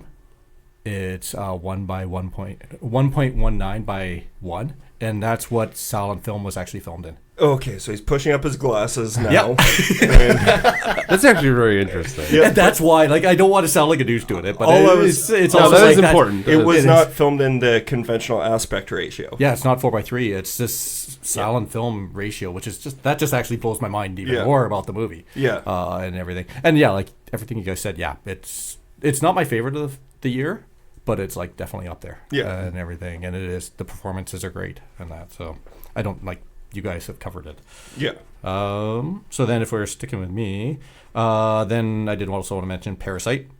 And that, because that one it's also right up there. Like, I have 3 movies that are pretty much my favorite of the year so far. Lighthouse is one, Parasite is another, and that. So me and you are on the same page. What's the third one? It Comes, which no one is ever going to get to see, and I'm like really sad about it because it's the Japanese movie that I saw at Fantasia that was really, really cool. So we might see it next year then? No, because We're not gonna there's see it at all. the companies, Japanese companies tend not to care. I would have to fight with the programmers to get something in older, which is always hard. Right now, the company that has it is one of the bigger companies. They just don't care about North American distribution. So yes, it might eventually sell for cheap because they'll hold on it forever. But you can't even get this with subtitles right now. So that's but I talked about that when we did Fantasia. Yeah. And that. But yeah, Parasite. I love the house. I love the characters. I love just the way it's filmed. I love the whole commentary on the different classes Class and status, everything. yeah. And that. So like really, that's one you should check out, like no matter what. And that. I've started I'm about 4 episodes into Dark on Netflix. Did you guys hear about that one? Dark? It's older. A little bit older now, about a year. It's the German one about the Oh kids yeah, who disappear. I did start it. Yeah. Yeah, I started it. Yeah. It's not a horror movie or horror, but it's It's a German show, isn't it? German, Yeah. dark kid disappears, then another kid disappears. It gets into time travel. There's a nuclear power plant with radioactive material around this German village. Stuff's going on. It's kind of a mystery thing. What's it called again? Just Dark. Dark. Yep. Why is it not coming up on here? It's on Netflix. Yeah, but I'm looking it up on IMDb and it's like, oh yeah, here it is. Yeah, because Erie International, shout out Brother Podcast, they did a whole series on this show. Oh, cool. And they got mad because I compared it to Stranger Things, because it is nothing like Stranger It's Things. nothing like Stranger Things. But I like doing that Yeah. to piss people off. So. It's very much because it's cool. Like you finally get to the point where there's some time travel going on, and it's the impact on the kids and the stuff that's happening. So really cool. I'm about 4 out of the 8, and now they're on to a second season too. Yeah. On that. On my flight, I watched Scary Stories to Tell in the Dark. Yes, let's hear it. It was fine. I loved it. I think I want. It's another one of those ones. Like, I wanted more. The monsters, so cool. Yeah. But the stories just felt kind of like Like they were written for kids. Yeah, that's, I guess, like if I was young, I would be all over this thing. Yeah. But having seen so many other movies, I'm just kind of like, yep, the monsters are cool. Okay, fine. Yeah. And that. So like it was, it's worth seeing. I think it's going to be a good seasonal movie. I think it's going to be a good one to visit around Halloween. I'd rather Trick or Treat or. Well, yeah, something else, obviously. But like, for, say, your kid, like if he ever gets into horror movies or for some reason or something. He'd be past this right now. Really? Oh yeah. Yeah. I'll jump ahead then. Last night we just went to Dr. Sleep and I took him. Okay, so Dr. Sleep, this is the second person on the tear table talking about Dr. Sleep. Yep. Have at her, John. You're wrong. Yes, okay, there we go. All right. I do think I went in knowing this is not. Yes, it's a sequel to Shining. No, it is not going to be Shining.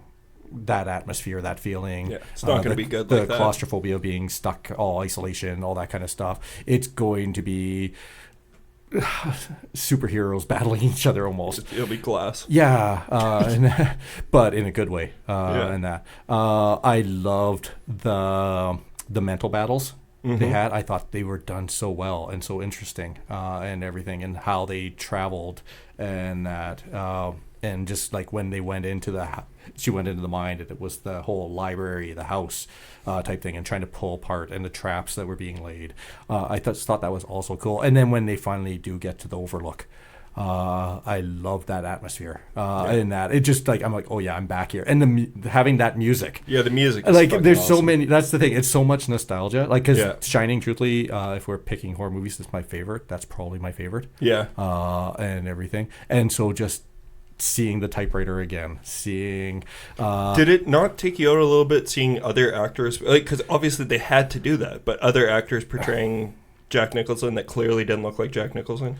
For a second, but I thought it was better than try. I'd rather Do the them CGI thing? Yeah, I'd rather Yeah. them do that. Yeah, totally. And everything because I can. Oh, it's someone else playing it. Fine. For me, I think it's like I'm just like that jaded Star Wars fan that will never be happy. Like I think it's just like there's just no way it was going to work for me. Yeah, like it's not a scary movie, really. No, definitely not. But it's really fun, interesting. I love the characters. I wish they'd gone deeper a bit, but I don't think there was there was already long, so I don't think there was time to go in deeper on the whole.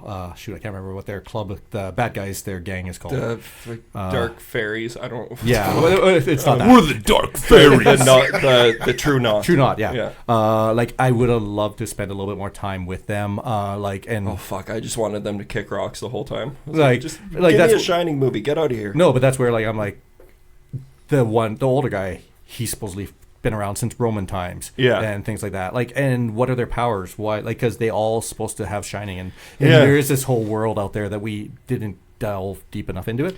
But I still loved the conflict between them. You're telling me that final line in the movie didn't bug you? Okay, I can't remember the final line. I gotta tell you off air because like Okay. me and Courtney say it to each other daily now because it's like I cannot believe they allowed that in that movie. But we'll talk about it off air. No, Okay, like no, I'm just trying to parse me it, yeah. and you we were just talking off air about how I'm fully aware that I think this is gonna be. I think there's gonna be two movies that I'm gonna drastically change on this year. I think I'm gonna rewatch It Chapter 2, and I'm gonna realize that I was wrong about that, and it's probably not that great of a movie. And but that's the thing, I wasn't blown away by It Chapter 2. I just thought it was actually pretty good. Yeah, it was. And I I just thought liked was it a lot of quite a fun. bit. Yeah. Yeah, I had a lot of fun with it. But then I really didn't like Dr. Sleep, and I'm like, I should love Dr. Sleep, so I bet you I'm going to come around to Dr. Sleep, and that's why we didn't do an episode on Dr. Sleep Yeah, right like away. just all the stuff with revisit. Like I was on board with the whole battle between them. Coachella and, Babadook. and the way if I and then Did you like the Coachella Babadook? You know, the main girl, the true not girl, the twisted fairy girl, the one who wears the fedora. And yeah, is yeah, all I know like who. I just tried Bette to think. Midler. I tried to imagine her as Babadook now, and it just isn't clicking. Well, for me, it's because she wears the top hat and she walks around like she's Bette Yeah, Midler. in yeah, I Hocus can. Pocus. Yeah, I can. It's The Shining, but she's like, "Ooh, I'm spooky," and I walk in like, "Oh God, it drove me nuts." Yeah. But yeah, so yes, I really enjoyed it. And that. Cool. And then I've got one more. God, will he ever shut up? I'm sorry. Just kidding. No, keep going. Because I'm curious if you guys have seen this. On the flight back, I watched Sweetheart. Did you hear No. about that one? No. That's so- on my list. Yeah. Yeah. It's one that I wish we would have had a chance to consider for the festival. It's You're the first person I know who's actually seen this. I think So- I heard about it on a podcast, but it's a woman. She gets stranded on an island by herself. When she thinks by herself. Well, when she's there, immediately she's there. The guy she's with, one of them gets killed on the way in, and he's dead right off the bat, and everything. And when she's on this island trying to survive, there is some type of monster. There's a hole out in the water. Yes, I have heard and about everything. this. Yeah, I've heard it's pretty really, cool. it's really solid. It's small. Yeah, little director film. J.D. Dillard. Who have you seen Slight? No, I haven't. He directed Slight, which is Who's that starring? Yeah, it's it's a Blumhouse Tilt, I think it is. It's their straight to DVD or straight to streaming service line of movies that they put out. But Slight was a movie that came out when we first started this podcast. But it's a guy. He's a street magician who's just trying to, like, his parents aren't around, and he's trying to like have raise some money to, you know, take care of himself and his sister. But it's kind of like Chronicle. Like, you find out that he's actually got like kind of powers. Okay. And it's I thought it was pretty cool. Wait, and I was like, oh, I do remember that. Yeah. I think it came out around the same time. yeah, it came out 2016, 2017. Yep. And I remember thinking, I was like, the movie wasn't amazing, but I was like, I'd like to see what this guy does next. Yeah, this is a small film, but it's done really well. Sweetheart. I wonder if that's streaming right now then. Yeah, I believe it is. Yeah, sweet. I saw Maybe it I'll on check like that the out flight this and weekend. everything. So, Yeah. and that's basically what I've kind of seen. I've seen a bunch of other stuff, but I try not to get into festival stuff that I've seen and things like that. So, yeah. Cool. All right, John. Thank you very much. Jeff, you circumcised beauty. Yeah, you've been pretty quiet over there. Let's hear from you. Yeah, I have nothing to add. I've been focused on festival stuff like John mentioned too, the stuff that we ran through already, but some of the stuff that for some reason or another couldn't make into the festival, whether they got picked up somewhere else or whatever's happened. So I've seen lots of movies, but we're not going to talk about them until later. Oh, you don't want to talk about any of them? No. Okay. All right. So I've seen like non-horror movies in the last week, but give us one. We'll allow one. Spider-Man Far From Home I finally saw. Oh yeah, let's hear it. What did you think? Yeah, it was great. Yeah, great. I'm a comic book guy. Mysterio is a very underrated character, and the way that they unfolded the movie, where they tricked me into thinking that they'd give me all these special powers at the beginning, was really clever. It was really well done. It was like the better version of Iron Man 3, like with what they were trying to go for. You know, that bait and switch. You know what I'm talking about? Yeah. But that's the thing. I still like. It was a good. I thought it was a good movie, but I like. What's the Homecoming? I like that one so much. Like, I fucking love the first Spider-Man movie. But no, what was I gonna say?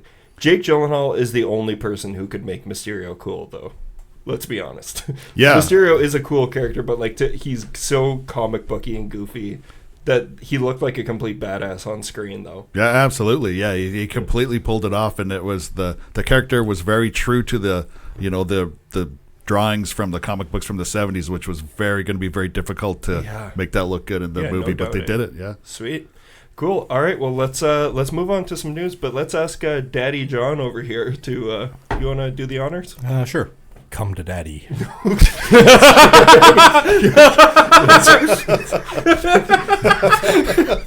did not expect that. That was great. Thank you. Let's do the real. Hey, Buzi, hit me with the motherfucking news.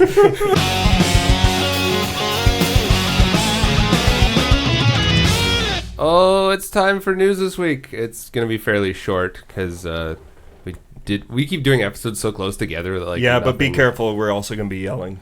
Okay. Do we just want to get out the big thing that's been like we got a big chip on our shoulders, folks. Yeah. So it came out that we got some people in our scope.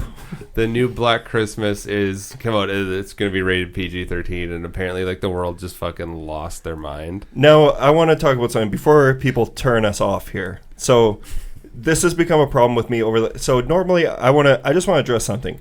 I'm never the kind of guy who will buy into people actually whining about this kind of stuff, and like I'm always one of the first people to defend movies when it's like when, even for example, when people were whining about when The Meg was came out as PG-13, I was like, yeah, so Jaws was PG-13 or Jaws was PG, like that, like I didn't care about that. Yeah, and like so there's plenty of examples out there as to there's plenty of good PG-13 movies out there. But what I'm seeing online, and I'm talking about Twitter in particular, is there's a lot of the horror community, and it seems this is a problem in not only the horror community, but in the world in general, and I want to tackle this this is a problem that needs to be addressed, that I'm so fucking tired of everyone in general, like people in general, not respecting people's opinions enough to the point where if you disagree with someone, you just block them or you ignore them or they're idiots because they disagree with you. Now I know I do this a lot on this show. Like you. Yes.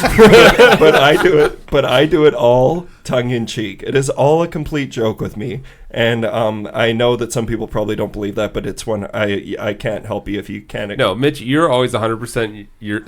100% yourself on here, but Yeah. you sometimes like turn that knob of yourself up Especially a little bit. if it's with You're someone like never Jesse. this over the top. Like, yeah, exactly. Like when with Jesse, like he's one of my really good friends who we can talk to each other like that. But I just think shutting people out because like if you can't even have a conversation with someone anymore. And this goes down. We're not going to get into the politics thing, but this goes down to politics. You know, it can relate to almost anything that we're dealing with in our political status or in the economy in general. And it just seems like, you know, obviously it seems like something so minute and stupid to be bitching about horror movies. But you know what? We care about this stuff. This is what, obviously we have a horror podcast. We do this once a week. We love this stuff. And something that Buzi and I really fucking love is Black Christmas. And I've always said, even when Nightmare on Elm Street came out, which I still think is the worst remake yet. I think the Nightmare on Elm Street remake is so incredibly atrocious. And I always say, like, you know what? If it sucks, remake any movie you want. Do whatever the fuck you want to it. It doesn't matter. I'll always have the original. I've always had that mindset where I'm like, I don't need to watch it. I can watch it again, forget about it. I think that's like, I feel this Black Christmas thing is a little bit different though. For example, like I'm gonna read, like this is some of the tweets that I saw. So I'm gonna put some people on blast here, but I'm not gonna say their names. But these are people who are these are the types of tweets that I saw here. To all of you who say PG-13 isn't real horror, pay attention, jerks. Gremlins, Jaws, Twilight Zone, The Legend of Hell House, It's Alive, Insidious, Mama, The Sixth Sense, The Exorcism of Emily Rose, 1408, Burnt Offerings, A Quiet Place. Okay, so now let's talk about this for a second. That's a dipshit way to go about saying something, like try to get your point across, calling everyone jerks. But I'm gonna hit you back with this. That's like the redundancy that you called them a dipshit for it, and instead of them calling them jerks. It's true. But like for real though. Now I challenge you guys to name a single one of those that is a fucking slasher movie. Which one of those movies named there is a slasher movie that's PG-13? Oh, I guess what? None of them. And this is just so happens to be a guy who's like screenshotting anyone who disagrees with him. He'd screenshot them and then put blocked. He's blocking everyone who disagrees with him. And it's funny because I actually checked for shits and giggles. I was like, I wonder if the Terror Table's blocked. We blocked, baby. So like we made it to that hit list somehow. I was gonna say I don't have anything to do with our Twitter, so but that's also the funny thing is we didn't do that. We didn't do any of that from our Terror Table account. Huh. But he didn't block my. He follows me. I'm whatever. That I sound like a little piece of shit here, but I'm just trying to say. You know, some people are saying Happy Death Day is a PG-13 movie. Guys, Happy Death Day is not fucking Black Christmas. And I know it seems like we're getting a little out of hand or getting carried away about this whole PG-13 thing, but we're not mad. Like Buzi said, we're not mad because it's PG-13. We're mad because it just doesn't look good. Well, that's the whole thing where I've had from the start is I don't give two shits if it was rated G.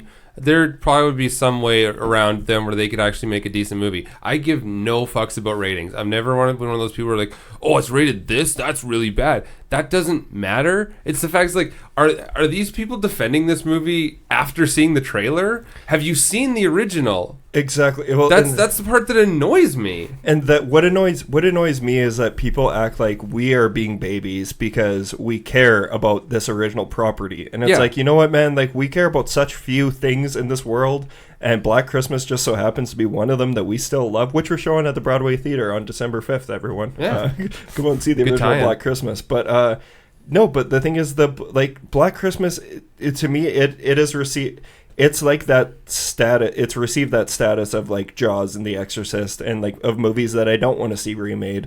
And if they are going to be remade, I want to see them done right, and I want to see them treated with even the slightest bit of respect. Like, I just want to see some form of respect, and I have seen no such thing in any of the trailers. I know I sound like that guy who's judging everything by the trailers, but you know what? Those trailers showed us fucking everything. Like, they really did show us everything. I'm sorry, there's no way, and there's no universe where I saw this trailer with how much I like Black Christmas, the original one, and went, this looks good in any capacity. Nothing about this looks good, and I've tried to do that whole thing, like, oh, if it wasn't called Black Christmas, would I like it? And I've watched this trailer enough to realize, like, even if it wasn't, there's too many things in here that I don't like. Yeah, well, and like another one of the huge pitches about this movie is that people are saying that, you know, they made this movie for the demographic of like teenage girls and like younger teens who want to get into horror, and like this could be a movie to get them in. That's awesome. That's super cool. That'd be great. Call it something else. Yeah, exactly. It doesn't need to be fucking Black Christmas.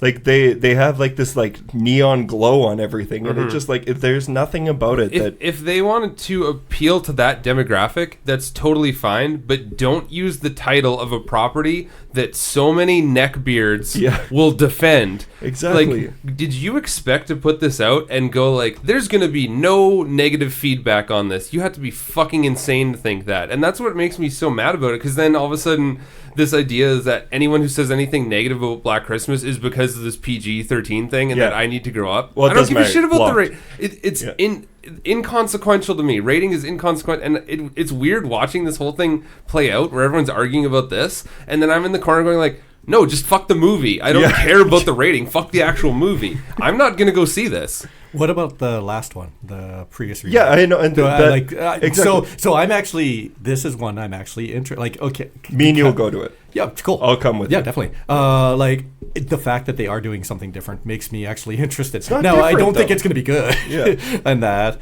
but when I saw the last trailer for the the previous remake, I just didn't give a shit at all For Black Xmas, or whatever it was called. Well, and like I don't like Black Xmas either. Yeah, I think they handled the property so poorly. But it honestly, even just from the trailers, I think even Black Xmas was like, I can just say that it, like, I think it was treated better than this. Like, at least there was some type of attempt to make it. It's delusional. It's delusional to call this a Black Christmas movie. Yeah, the thing is, at least Black Xmas sort of ties into the original somehow. Yeah, like there's at least some strands of like what was Black Christmas. The reason I'm so like dead set on this is because like this ruined my year. This is what I'm not joking. This is what I look for. I was like a new Black Christmas from Blumhouse after they just did Halloween, which I loved. Yeah, I was they like, rocked it for you. Yeah, I was like, they're gonna nail this one out of the park. And then it looks like Lakeshore made this or some shit. Yeah. Like towards the tail end of Lakeshore where they weren't making good properties. Basically, what my modus operandi of talking about this whole subject was on here is that what I wanted to get across is the question of what is more childish, a couple of grown guys being a little bit upset about a movie that doesn't look good, or grown men who will literally block anyone or not listen to anyone talk about anything if they disagree with them on something. What's more childish? Like, it's such an easy answer to me. I think, it's perfectly fine with, like, we're nerds. We're nerds. We like talking about this stuff. We're going to be heated when stuff like this happens. You'll never see me angry about a fucking rating on any other movie, and it's not even the rating that's really what's pissing me off. What pissed me off most about the rating is how the fans are dealing with it. And how everyone's jumping on their high horse and being like, yeah, but Jaws and Insidious for PG-13 movies. It's just like, shut the fuck up. Name which one of those had a bag being, like someone being strangled with a bag over their head, or like being called cunts on the radio, or like on the phone. Like, it's just, there's no world where Black Christmas is a piece. And then some other dipshit was saying, I'm sorry, some other fuckhead was saying if John Carpenter's Halloween was remade today, shot for shot, exactly the same way, and it were to come out today, it would be PG-13. That is a preposterous statement. Why the fuck would you even bring that up right now? Like, if it were, it wouldn't be made today. Okay, that movie would not be made. Honestly, today. I'm fine if somebody wants to put it like that, but like, if they did a shot for shot, it means it at least would be faithful to what the original thing would be, as opposed to all of a sudden a sorority house of girls who are fucking cocking shotguns. You messed with the wrong sorority house. Also, no, that should never be in a Black Christmas script. Also, if it was shot for shot, Halloween would not be PG-13. There's tits all over that movie. Like, so. What do you guys feel about? Sorry, like, we're getting a little heated on this. My balls are sweaty. You go ahead first. Yeah, I'm just looking at it from a pure marketing perspective, right? It's doing what they wanted to do. If they wanted to make a movie for a teenage audience, then they've done that. And they wanted to get John and Mitch are going to go see it because it's called Black Christmas. Well, you weren't going to go see a movie aimed at a teenage female audience, but you will because it's called Black Christmas. It's very true. Mission accomplished. I wouldn't have gone to the gallows too. Yeah, you wouldn't have gone to something called Killer Christmas, so why not throw Black Christmas on it, get you guys to cough up your money, and then hit the target demographic that they're looking for anyways. And get us to get mad about it on the internet. I just hate that they put themselves in a... Not that they put themselves... But they strategically placed themselves where, like, we're shrouded behind the fact that we're an empowered female script and we're a PG-13 film. They keep putting themselves with these barriers so that if I have any sort of complaint against it, it's because of that. It's not because of the I'm quality one of of the movie. 3 things because of it. It's like what I do to you with the Jordan Peele stuff. Exactly. It's completely besides the point. Look at it subjectively. If it's called Black Christmas and it's referenced the fact that of Bob Clark's fucking Black Christmas, there is no way that it should be what it is. But what are they? But why are you making a remake? Right? You don't need to remake that movie. So they're remaking the movie to make money. That's the only reason. And they're going to get your money because you're going to go see it. I already said I'm going to legally stream it. I don't give 2 fucks about giving them my money. Fuck Blumhouse for making this. But you're giving them all the free publicity they want out of it, right? But we need to. That's the conversation we need to be having. But here's the thing too, though, is that like that debate can be made as well about how they are doing it for money and everything. But every once in a while, there comes along a remake. Like even though I didn't love the 2018 Halloween, you could tell that their heart was in the right place with it. They were aware of what Halloween was. Yeah, they were trying real hard with that. Hills Have Eyes remake was it was very different from the original. There's the Evil Dead remake. There's lots of times where they try, and this just doesn't feel like they're trying. But I totally get it. I totally get it from a marketing perspective. Yeah. That like it makes total sense. You know what? I take it back. I will not illegally stream this movie. I just won't watch it. If that's what will make people happy is to like. How about I watch it and I just tell you every moment? Exactly. Well, if it's a thing where like, oh, you're still gonna watch it, I just won't watch it. That's how angry I am about this movie. I think you're gonna watch it. You're gonna end up watching it. So what happens when we come back and say it was actually really good? You're a fucking liar. Yeah, well, that's the way Buzi. Like I'm fired up. Buzi, we were shitting on Child's Play pretty hard before it came out, and then we ended up really liking it. Yeah, there's a potential that could happen. I think it's a very, very fucking small potential. Unless that trailer was for a movie that's within the Black Christmas movie, at least the Child's Play trailer looked kind of cool too. See, I'm different in that I have no tie to a title for a movie. I just don't care. At all, really. And if someone wants to, I'd much rather see them do something different, and even have it be called Black Christmas. What's the problem with you boomers? I got actually Gen X. I got a few years. But like that actually makes me more like if it was like shot for shot, or if it was hey, we're remaking it and it's pretty close, it's gonna be about the same. I'm like, oh fuck it, I don't care. Okay, but but by doing something different, now I care and I don't think it looks good, truthfully, and that. But my hope is that it's like they're doing this in a way that actually is some type of like, oh, hey, it actually is a good movie. Because there could be something good in it. It doesn't look like it's groundbreaking or interesting. We've seen other movies try and do the same thing, and that whole like, I agree. Hoorah, everybody wins in the end thing doesn't work. I think you're not the demographic they want in the theater for that, right? Just change the title then. Leave Bob Clark alone. But you're at the same like. So there's a lot of people who feel that same way, even for the shot-for-shot remakes or the one that pays homage, and that it's like, why are you making it? Why, yeah? And it's like, I never take offense at someone making something because I can always go revisit the original. Plus, maybe a lot of people will go watch that new one, and in the case of Black Christmas, and go, yeah, that wasn't for me. You know what? I'm going to go watch the original. Okay. Again. I bet you the chances of it, like if it were actually be good, they'd go back and watch it and they would enjoy the original. Like that, I don't think that this movie's going to make a bunch of kids go out and watch the original Black Christmas. Okay, here's where I want to get that with that, because I understand where you're like, I want to see, you're not devoted to licenses and titles in terms of moving forward. But for me, there has to be that some form of loyalty to that, because all of a sudden, if next year the Fantastic Film Fest comes back and all of a sudden it's like a Roadhouse, Antiques Roadhouse thing, but it's under the same name, and everyone goes, but we liked Old Film Fest, and you're like, no, this is still Film Fest, but you're like, but it's just Antiques Roadshow. That's where I'm coming from. We're like, it's a very weird. I think it's a different thing. It's the fact that you have to respect the title. We're actually a passion party now. Yeah.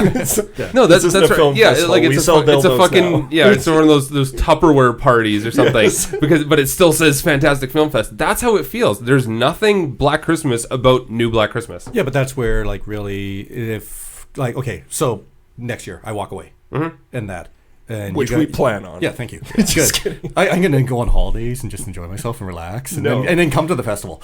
John makes it like John seems so okay with like he's just gonna ride off into the sunset. We're like, John, we don't need you anymore. Well, my my job here is done, and then he'll just zoom back to a home planet. I'm totally like that's I've started other things and built them up, and then I've walked away because I know people would take them over and run them with them, and then if I ever want to participate, I can actually go enjoy. So you're like a walking incubator for things. I don't know. I hope so. Hopefully, it keeps going forever, and that. But really, it would be if you guys, for whatever reason, did take it over, and that if I walked away, I could see it going a lot more horror focused. Mm-hmm. That's different than what my original vision is. That's different than what a lot of the people had, and that's fine. If I wouldn't pick people to come in and help me out who are going to do something that they're going to turn it into a comedy romance festival. They wouldn't be helping me probably. And that exactly and everything, but I do think you're still dealing with a horror movie. You're still dealing with like, it's the story's different. Yes, it's trying to do a different thing, but it's still a horror movie, and that. So I don't think you're that. And if the people did come in next year to whatever Saskatoon Fantastic Film Festival became and go, hey, this isn't for me. This isn't what I wanted. I wanted that other thing. Fine, and that. They're looking for a new audience. They're looking to do something different. Didn't Joker just break the $1 billion mark? Yeah, it's very true. That's a very good. And Mitch loves Joker. And I gave it a 5 out of 5. Yeah, Mitch did give it a 5 out of 5. Instant classic. So from a studio perspective, you can make an R-rated movie that's going to make $1 billion if you do it right. Yeah. But somebody somewhere decided, no, make it PG-13 because we want to appeal to this different audience, right? And it makes more sense because the chances of them getting out a younger audience to Black Christmas is much higher. Like, it makes total sense for it to be PG-13. But the one last thing before we move on, the thing that's kind of bothered me too about this whole Black Christmas thing is everyone's like, well, what's the point of a remake if you're just going to do the exact same thing as the original? Because we're making it sound like that's what we want. And that's not what I'm saying, but also... Be respectful of the IP. Yeah, but the thing is, like, everyone's like, yeah, but they're trying something different. I'm like, what is fucking different about this? This is the skulls. Like, it's the Joshua Jack. This movie's been done 1,000,000 times. This is the skulls and every other slasher. This is not a different premise, you guys. Like, you can tell when we're getting older, like myself and Mitch, I'm talking about it specifically for this. You guys already got older. I was going to say, you guys, I don't want to call you guys old. You guys can say whatever you want about yourselves. But it's just like that whole thing where, like, when Gen X, throw up the X for Gen X. It's like that thing when Guns N' Roses came back, but it was just Axl Rose, and they put out Chinese Democracy, and all these guys are like, "This isn't Appetite for Destruction." This is how I feel. Black Christmas, original Black Christmas is our Appetite for Destruction, and this new Black Christmas is our Chinese Democracy, and we hate it. And there's a right for us to hate it because it's called the same thing, but it's not. Okay, so here's my example. I'm like we just talked about. I'm a huge fan of the Police.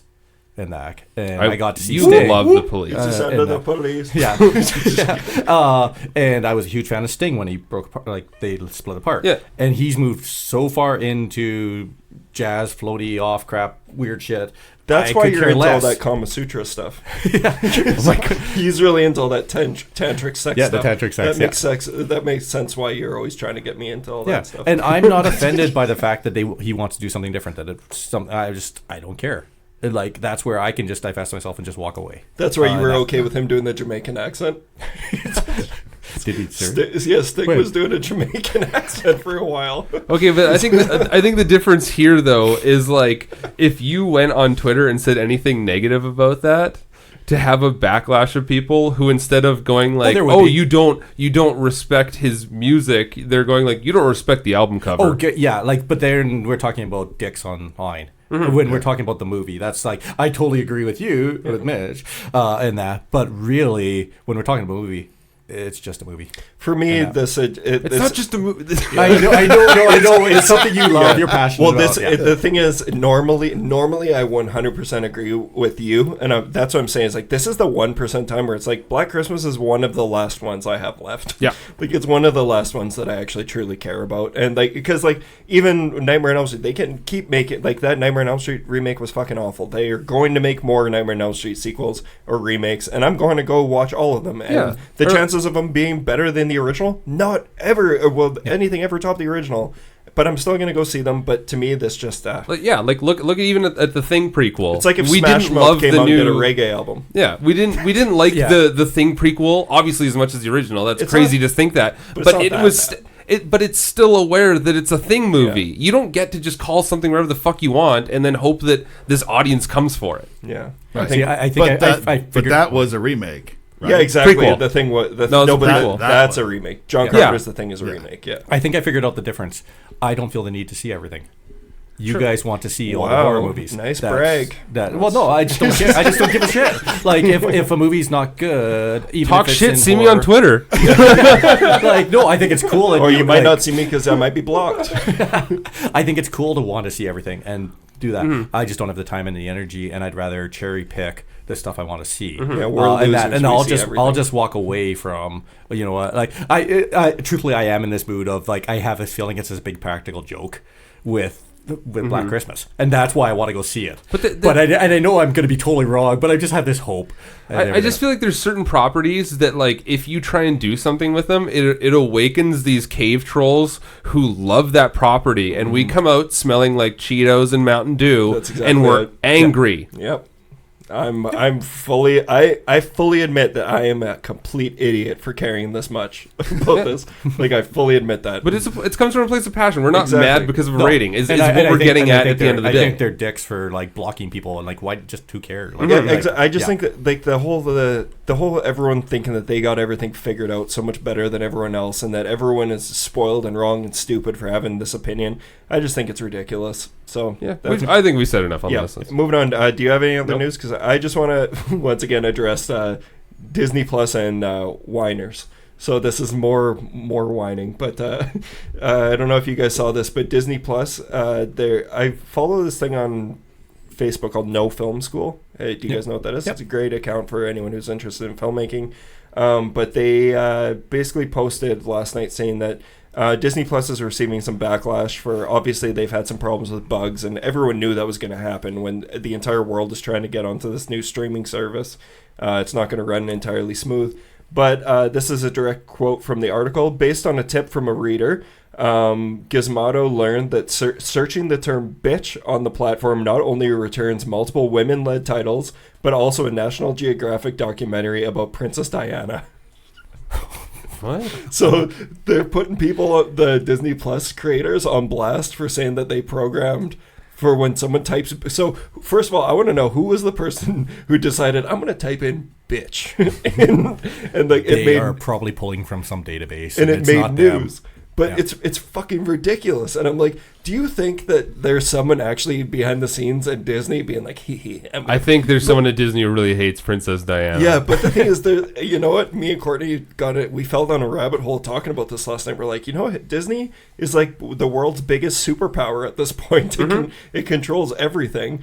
And that's not too far off to think about some kind of like internal terrorist trying to take the thing down. Because think about back in the day when like there was that person who was slipping in like some really grody messages and like Aladdin and the Lion King, and like how the Little Mermaid poster has a bunch of dicks on it. You guys know what I'm talking about? That Oh, yeah, pervert? yeah. Yeah, like this is not off brand for Disney, but I'm looking forward to seeing all the heat that Disney Plus is going to take. They're just pulling from some database. How do you guys feel about Disney Plus in general? Let's just get this out of the way. I'm a Disney fan, so I'm on board. The thing is, you're a Disney fan, but you also, the amount of times I've heard you say, I hate Disney. I hate what they're doing. Yeah. I enjoy the cartoons. Yeah. I'm a big kid at heart for all this stuff. Yeah. And But they're everything. taking over the world. But the fact that they have this vault type thing, the fact that I have no problem with them creating a network where they will change things, edit things, do things like that. That doesn't bother me as long as you can still get the other stuff. I know. The fact is, I don't think you'll be able to get the other Yeah, stuff. well, they're talking And- about, like, there's a very good chance that we will never get something alien related again. And it's all in their hands. Like, that's what's scary to me. I think All these they, Fox titles. Yeah, I think they are not dumb. They want to make money. They And spent a lot of money to get those Yeah, properties. they They're will- not going to Covenant sit on did it. not They make will- any money, though. Covenant didn't make any money. Oh well, that then is a case of a business decision of whether or not like, and they're going to look at it that way. Yeah, but that's not indicative for them either. That wasn't their property at the time. They don't give a shit what it made before. But you also got to think about what's going to, like, they make Disney dollars now. They know what they know what's going to make real big money, like these Marvel shit and Star Wars stuff like that. Yeah. Are they really going to put something out like an Alien to be like, oh, it might make moderate money? But I don't like that. I don't think they like I've said, like, I don't really like. Yes, I love the Alien movies and that. But if there's never another Alien movie, I still have the previous Alien movies. Yeah. Someone else will You'll make always have Alien Resurrection. And someone else will make something that is good that can fill that void. And it doesn't have to be the exact same Xenomorph. Like Life. There's all this cool stuff that's being created. I have no problem with having one big, huge company that's doing a ton of it, and then lots of independent stuff. Like, everything we show at the festival is independent. Mm-hmm. Like, there's good movies out there. You don't have, like... Yeah, that's kind of... That whole argument's kind of actually getting really tired and old for me, is people saying that Marvel's absolutely destroying cinema, because, like, the audiences are destroying cinema. Yeah. It's not Marvel. But you, of all people, prove year after year that there's still these crazy movies are being made, and that they are being able to be seen. Is whether people are going to show up. So show up to the Saskatoon Fantastic Film Festival. Yeah, basically. Or John will punch you in the face. Exactly. And you better cry when John wants you to cry.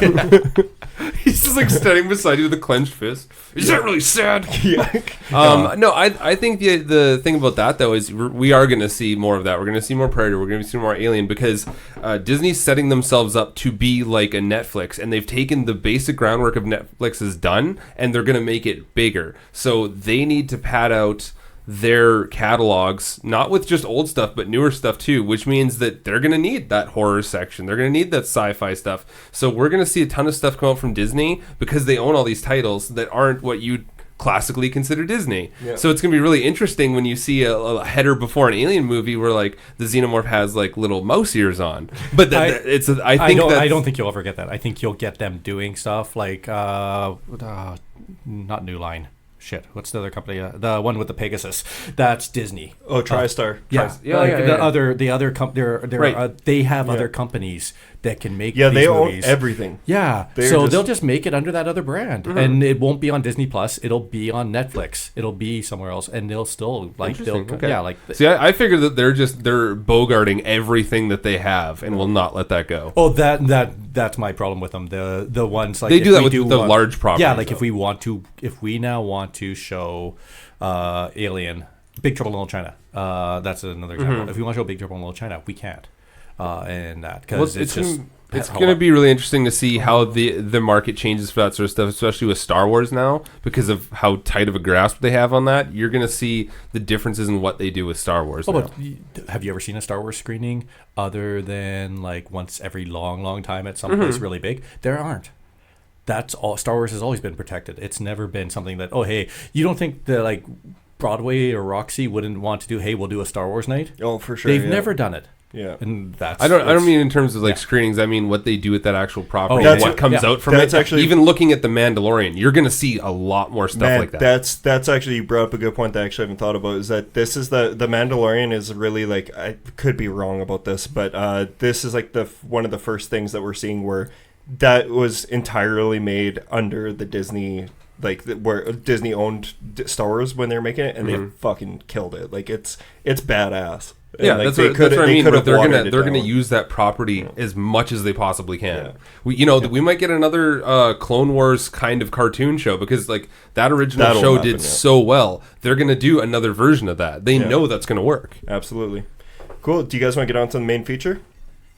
No. Okay. I am just curious. Have you guys watched the Fantasy Island trailer? No. Fantasy Island. Yeah, I've heard about this. So Blumhouse is doing Fantasy Island. Right. You told me about this. I thought you told me about it. But this is a Mandela effect. Tomb Raider told us. No.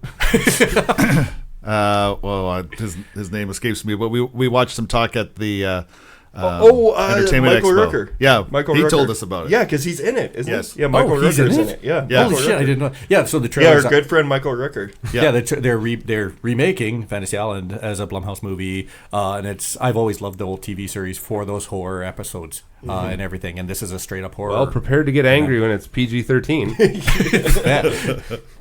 But yeah, check it out. It's Sweet. okay. Cool. Yeah. All right. Well, we'll be right back with our main feature discussion on John's pick, One Cut of the Dead.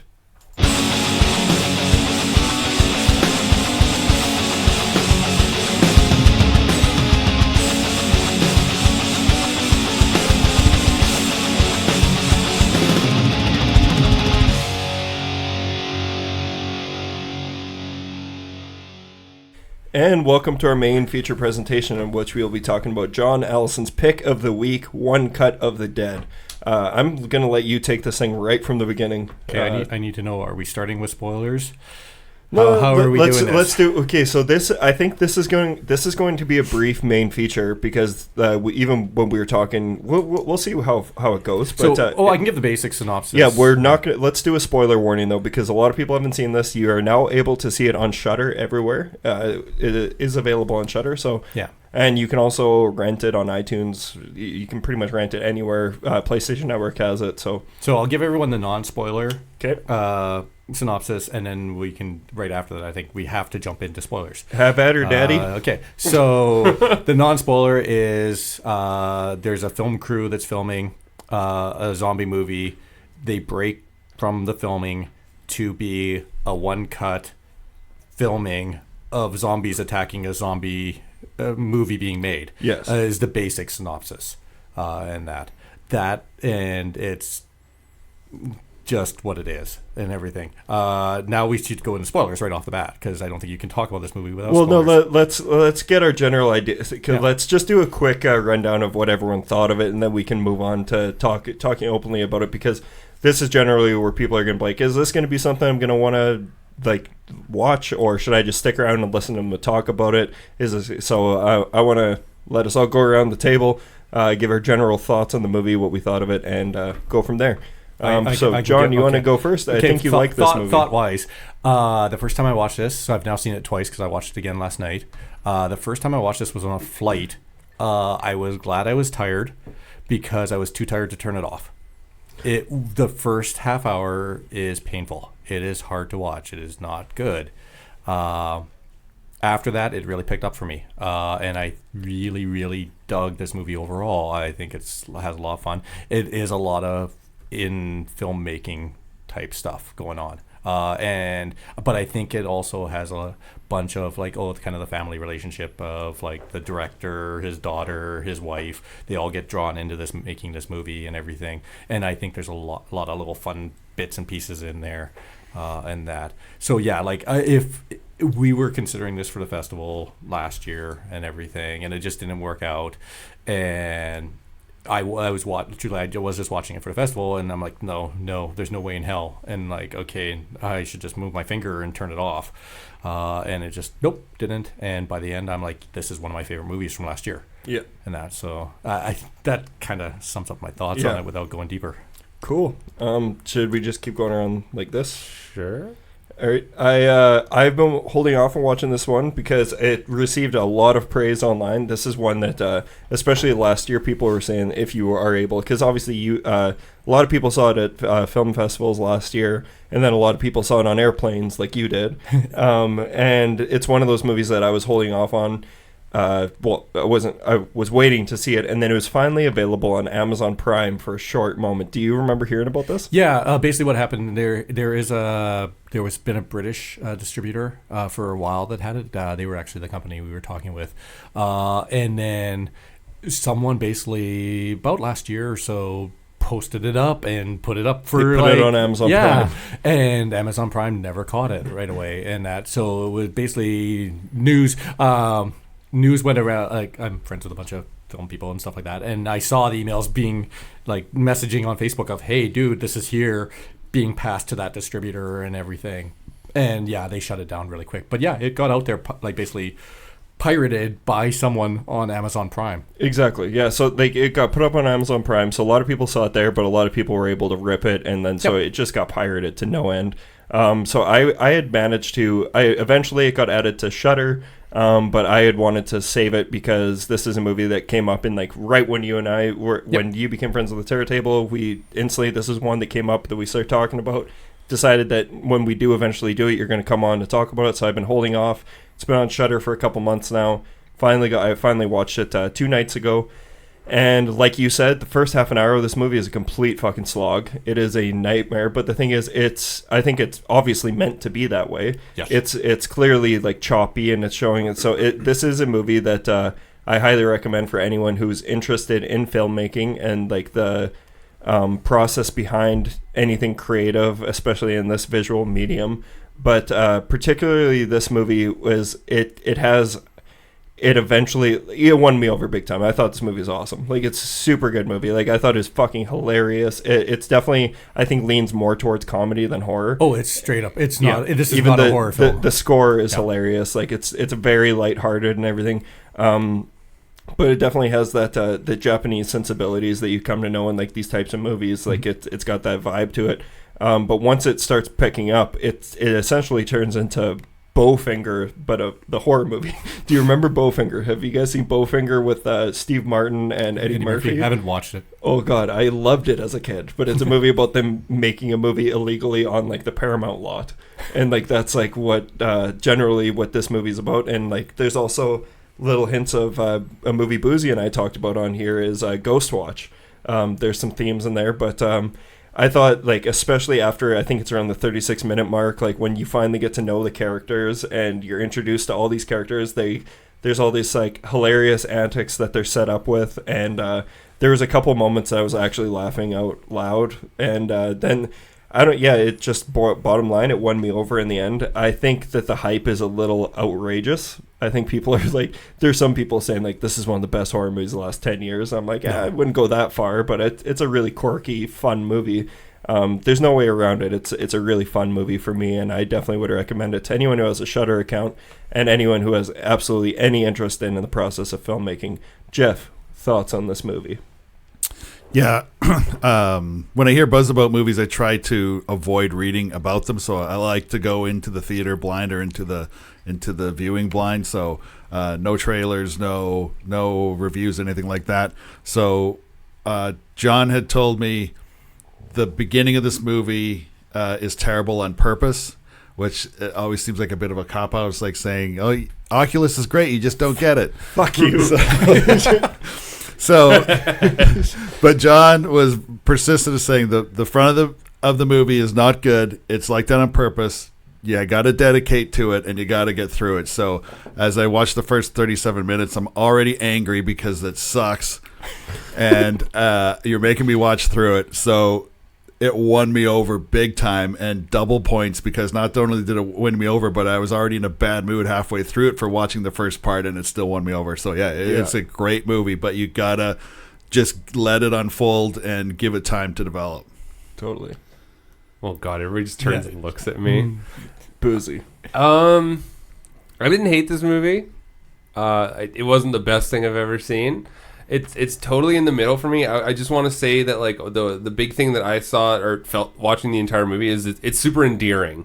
It's like watching I don't know, it's all these different hands that are coming together to make this film and all the things that they do, and there is a ton of comedy with that, like the drunk guy. That's my whole favorite thing. part of the movie. It's stuff like that where you're watching it and you're going like, hey, I remember they just did that in that scene and all this stuff. So that's super fun to watch. It didn't feel like there was enough there for me where it was like the greatest thing I've ever watched. I understand that why people really like this, and I do find it super endearing, and it's very charming in its own way. It's not my style of movie, and that's nothing against this movie. I think it's fantastic. I think people should definitely watch it. It's just I can't say people that I know loved your it. taste. They know Yeah, exactly. Everything yet. And I'm a mean, sadistic contrarian. So watching this movie and it being so endearing, I was like, oh, I love this movie so much. But it's not killing off your main characters. Not everyone dies at the end, which is what I like in movies. Yeah, and it's the polar opposite of that. Mm-hmm. So there was one bit where I thought actually someone was going to get killed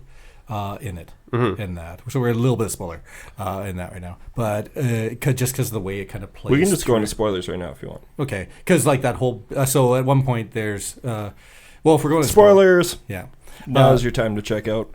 Yep. So basically, what the whole thing is the fact that they're making a one-cut movie. They show you the TV show that's supposed to be the pilot for a series. They make that, and then they actually show the whole process of it being made and all the things that go wrong, of people being drunk, of people being in the wrong place, of one actress getting in an accident and so she's not there, so they have to swap it out, and everything. The director jumping in and taking a role because things go on and stuff like that. But there is one bit near the end where they're running around and they pass off the axe, and I'm almost like, are they accidentally going to kill the person that is supposed to get hit with the axe? It's because they're getting so caught up in everything. Yeah, right? and that, because like really it is like that's the whole premise of the second, like the 2/3 after of that, making this thing and being caught up in the whole creative process. The fact that they're able to hit jokes in the first bit of where it's like, why the hell are they just standing there? Like that, you don't, that's no, like why, like there's something wrong with this movie they're making. Like the actors should know you don't just stare off into space waiting for the next thing to happen. Yeah. And then you get to see why, and it works, the joke. And everything. And that, and how like I'm really impressed with the, like how bad the mother is when she comes in her bit. Yeah. And then how good she is playing that bit while they're creating it, and everything. And same like with all of them. I think that like it just that. But yeah, the drunk guy he's my favorite. Like I love that how he's trying to get clean because of his daughter, but then next scene you see him, he's just pissed. Like, and they're carrying, like I love there's so many movies that you see where you have to watch the same scene twice and there's like not really a reason behind it, like because they think that they're being clever. But this does such a good job of it, because you see the drunk guy with his head peeking through the window and like he looks like a like menacing zombie, but then you cut to a different scene and you see the director's holding his head up and he's like he's just a drunk guy just kind of dazed out of his mind looking in the window.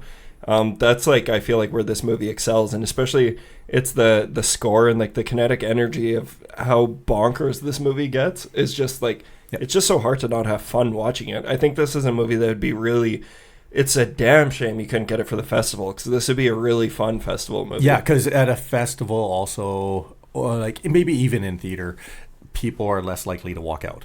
At home, you would turn this off. And that, but I think. To be fair, too, I didn't think it was that bad at the beginning, but I've seen some shit. Like, I've sat through some shit because of this podcast, so I guess.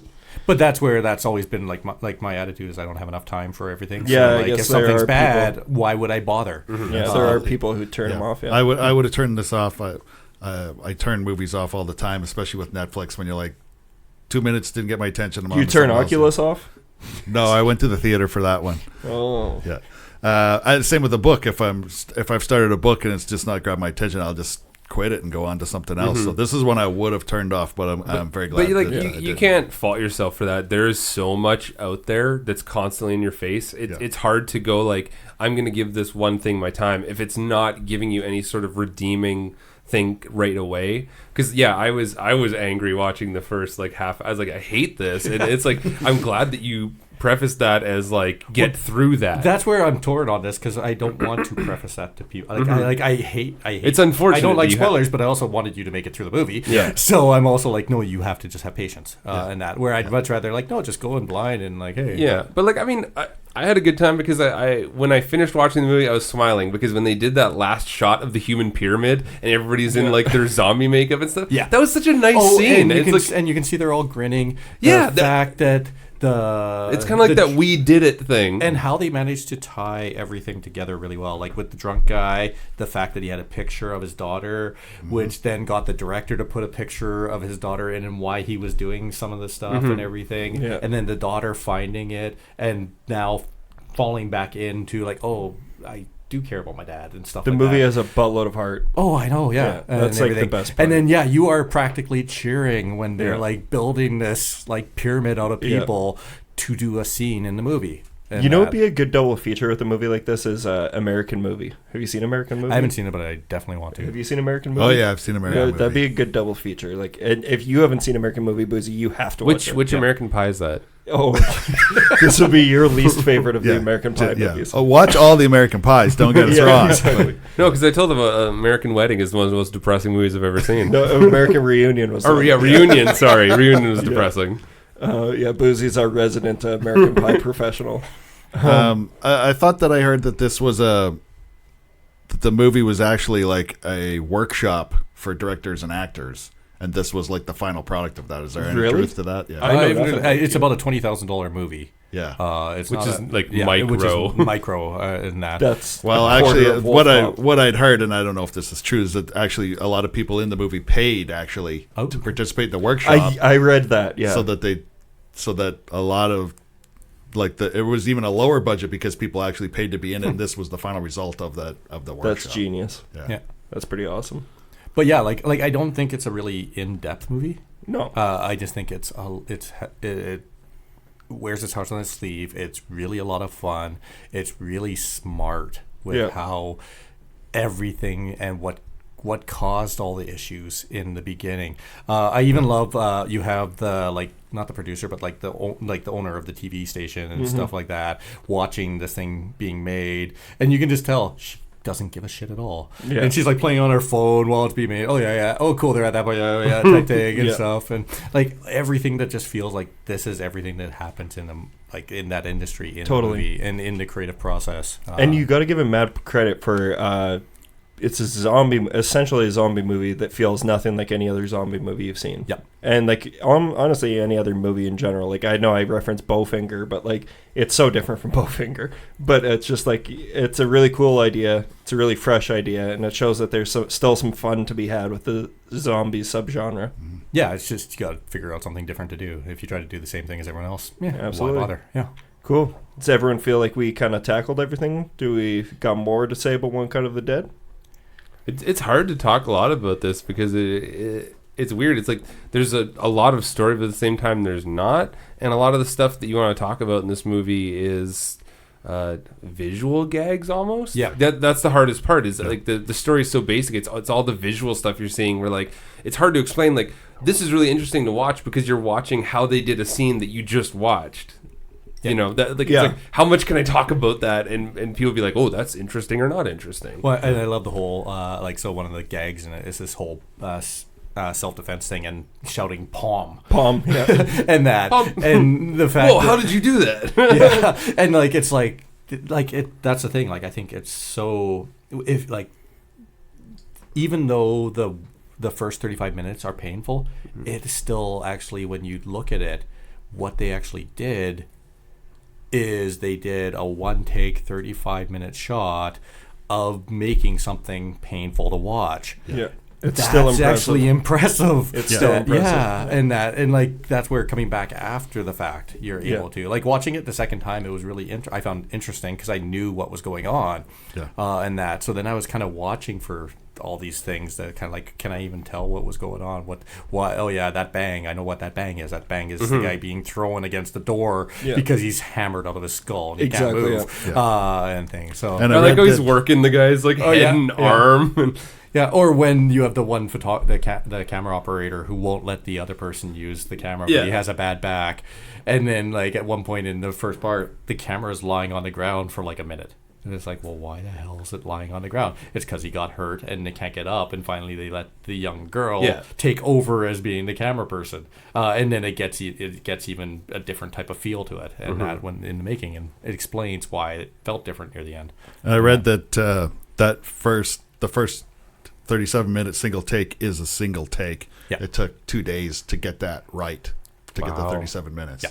So, I mean, there's lots of spots to do an edit in there and make a cut, but they stayed true to that the narrative too. Which is funny because then later on they show themselves in kind of a green room going this is how this shot's going to go and stuff, getting ready for that. Well, and I just love the fact that everything they're getting ready for basically fails. Yeah. It's oh, they're doing this, doing that, and they're yep, nope. It's you're doing a one-take thing. Just as this stuff happens. That's the best part is that it also shines light on all the happy accidents. Yeah. How everything does fail, but how they work with it and they get it done eventually, and it still works out for them. Yep. And that's the best part about the movie. It's a very positive feeling horror movie. It's on Shudder, and it's got gore and blood. It's a zombie movie, but it's definitely a happy movie. It'll put you in a good mood watching it, and you'll have some fun with it. So Also an awesome take on the scummy director. I like their spin on what his obsession with the shot. yeah. No, it's great. So yeah, that's 4 out of 4 people here can recommend One Cut of the Dead. Yeah. So thank you guys so much for coming on again. Very excited. We got the Saskatoon Fantastic Film Festival coming up this week, starting November 19th to the 24th. Yes. Got Correct. that right this Yep. time. I think I got that wrong on the radio. But Yeah, worst it. happens, people show up for movies at Broadway Theater and what days Yeah. we're not showing, and they get to watch They'll something show up else. on the 25th. No, but it's we got some extremely exciting things coming up in the next few weeks. Thank you guys for listening, and come back next week for our episode with our friend Seb, who did. That's gonna be a really fun episode, but we're gonna be talking about Tremors. So we'll see you guys next time on the Terror Table.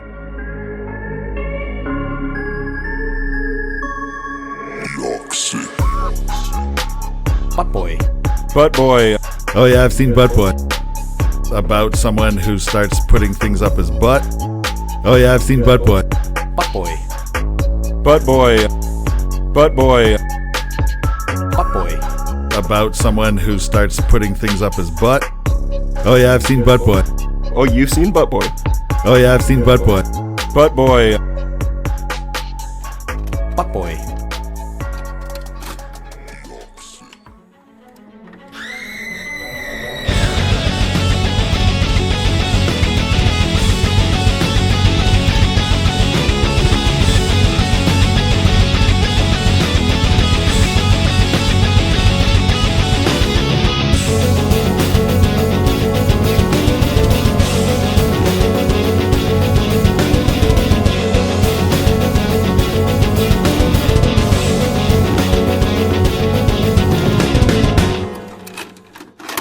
All right, guys, you know how this goes. You're at the end of the episode here, so it's time for the question of the week. And the question of the week is on the flip side from last week's question is, what movie from 2019, what horror movie have you seen that no one else is really talking about, or what's one thing that you would recommend to somebody that maybe is not getting enough buzz? So, comment on our Instagram or Facebook. Please don't message me directly, and I will see you next week.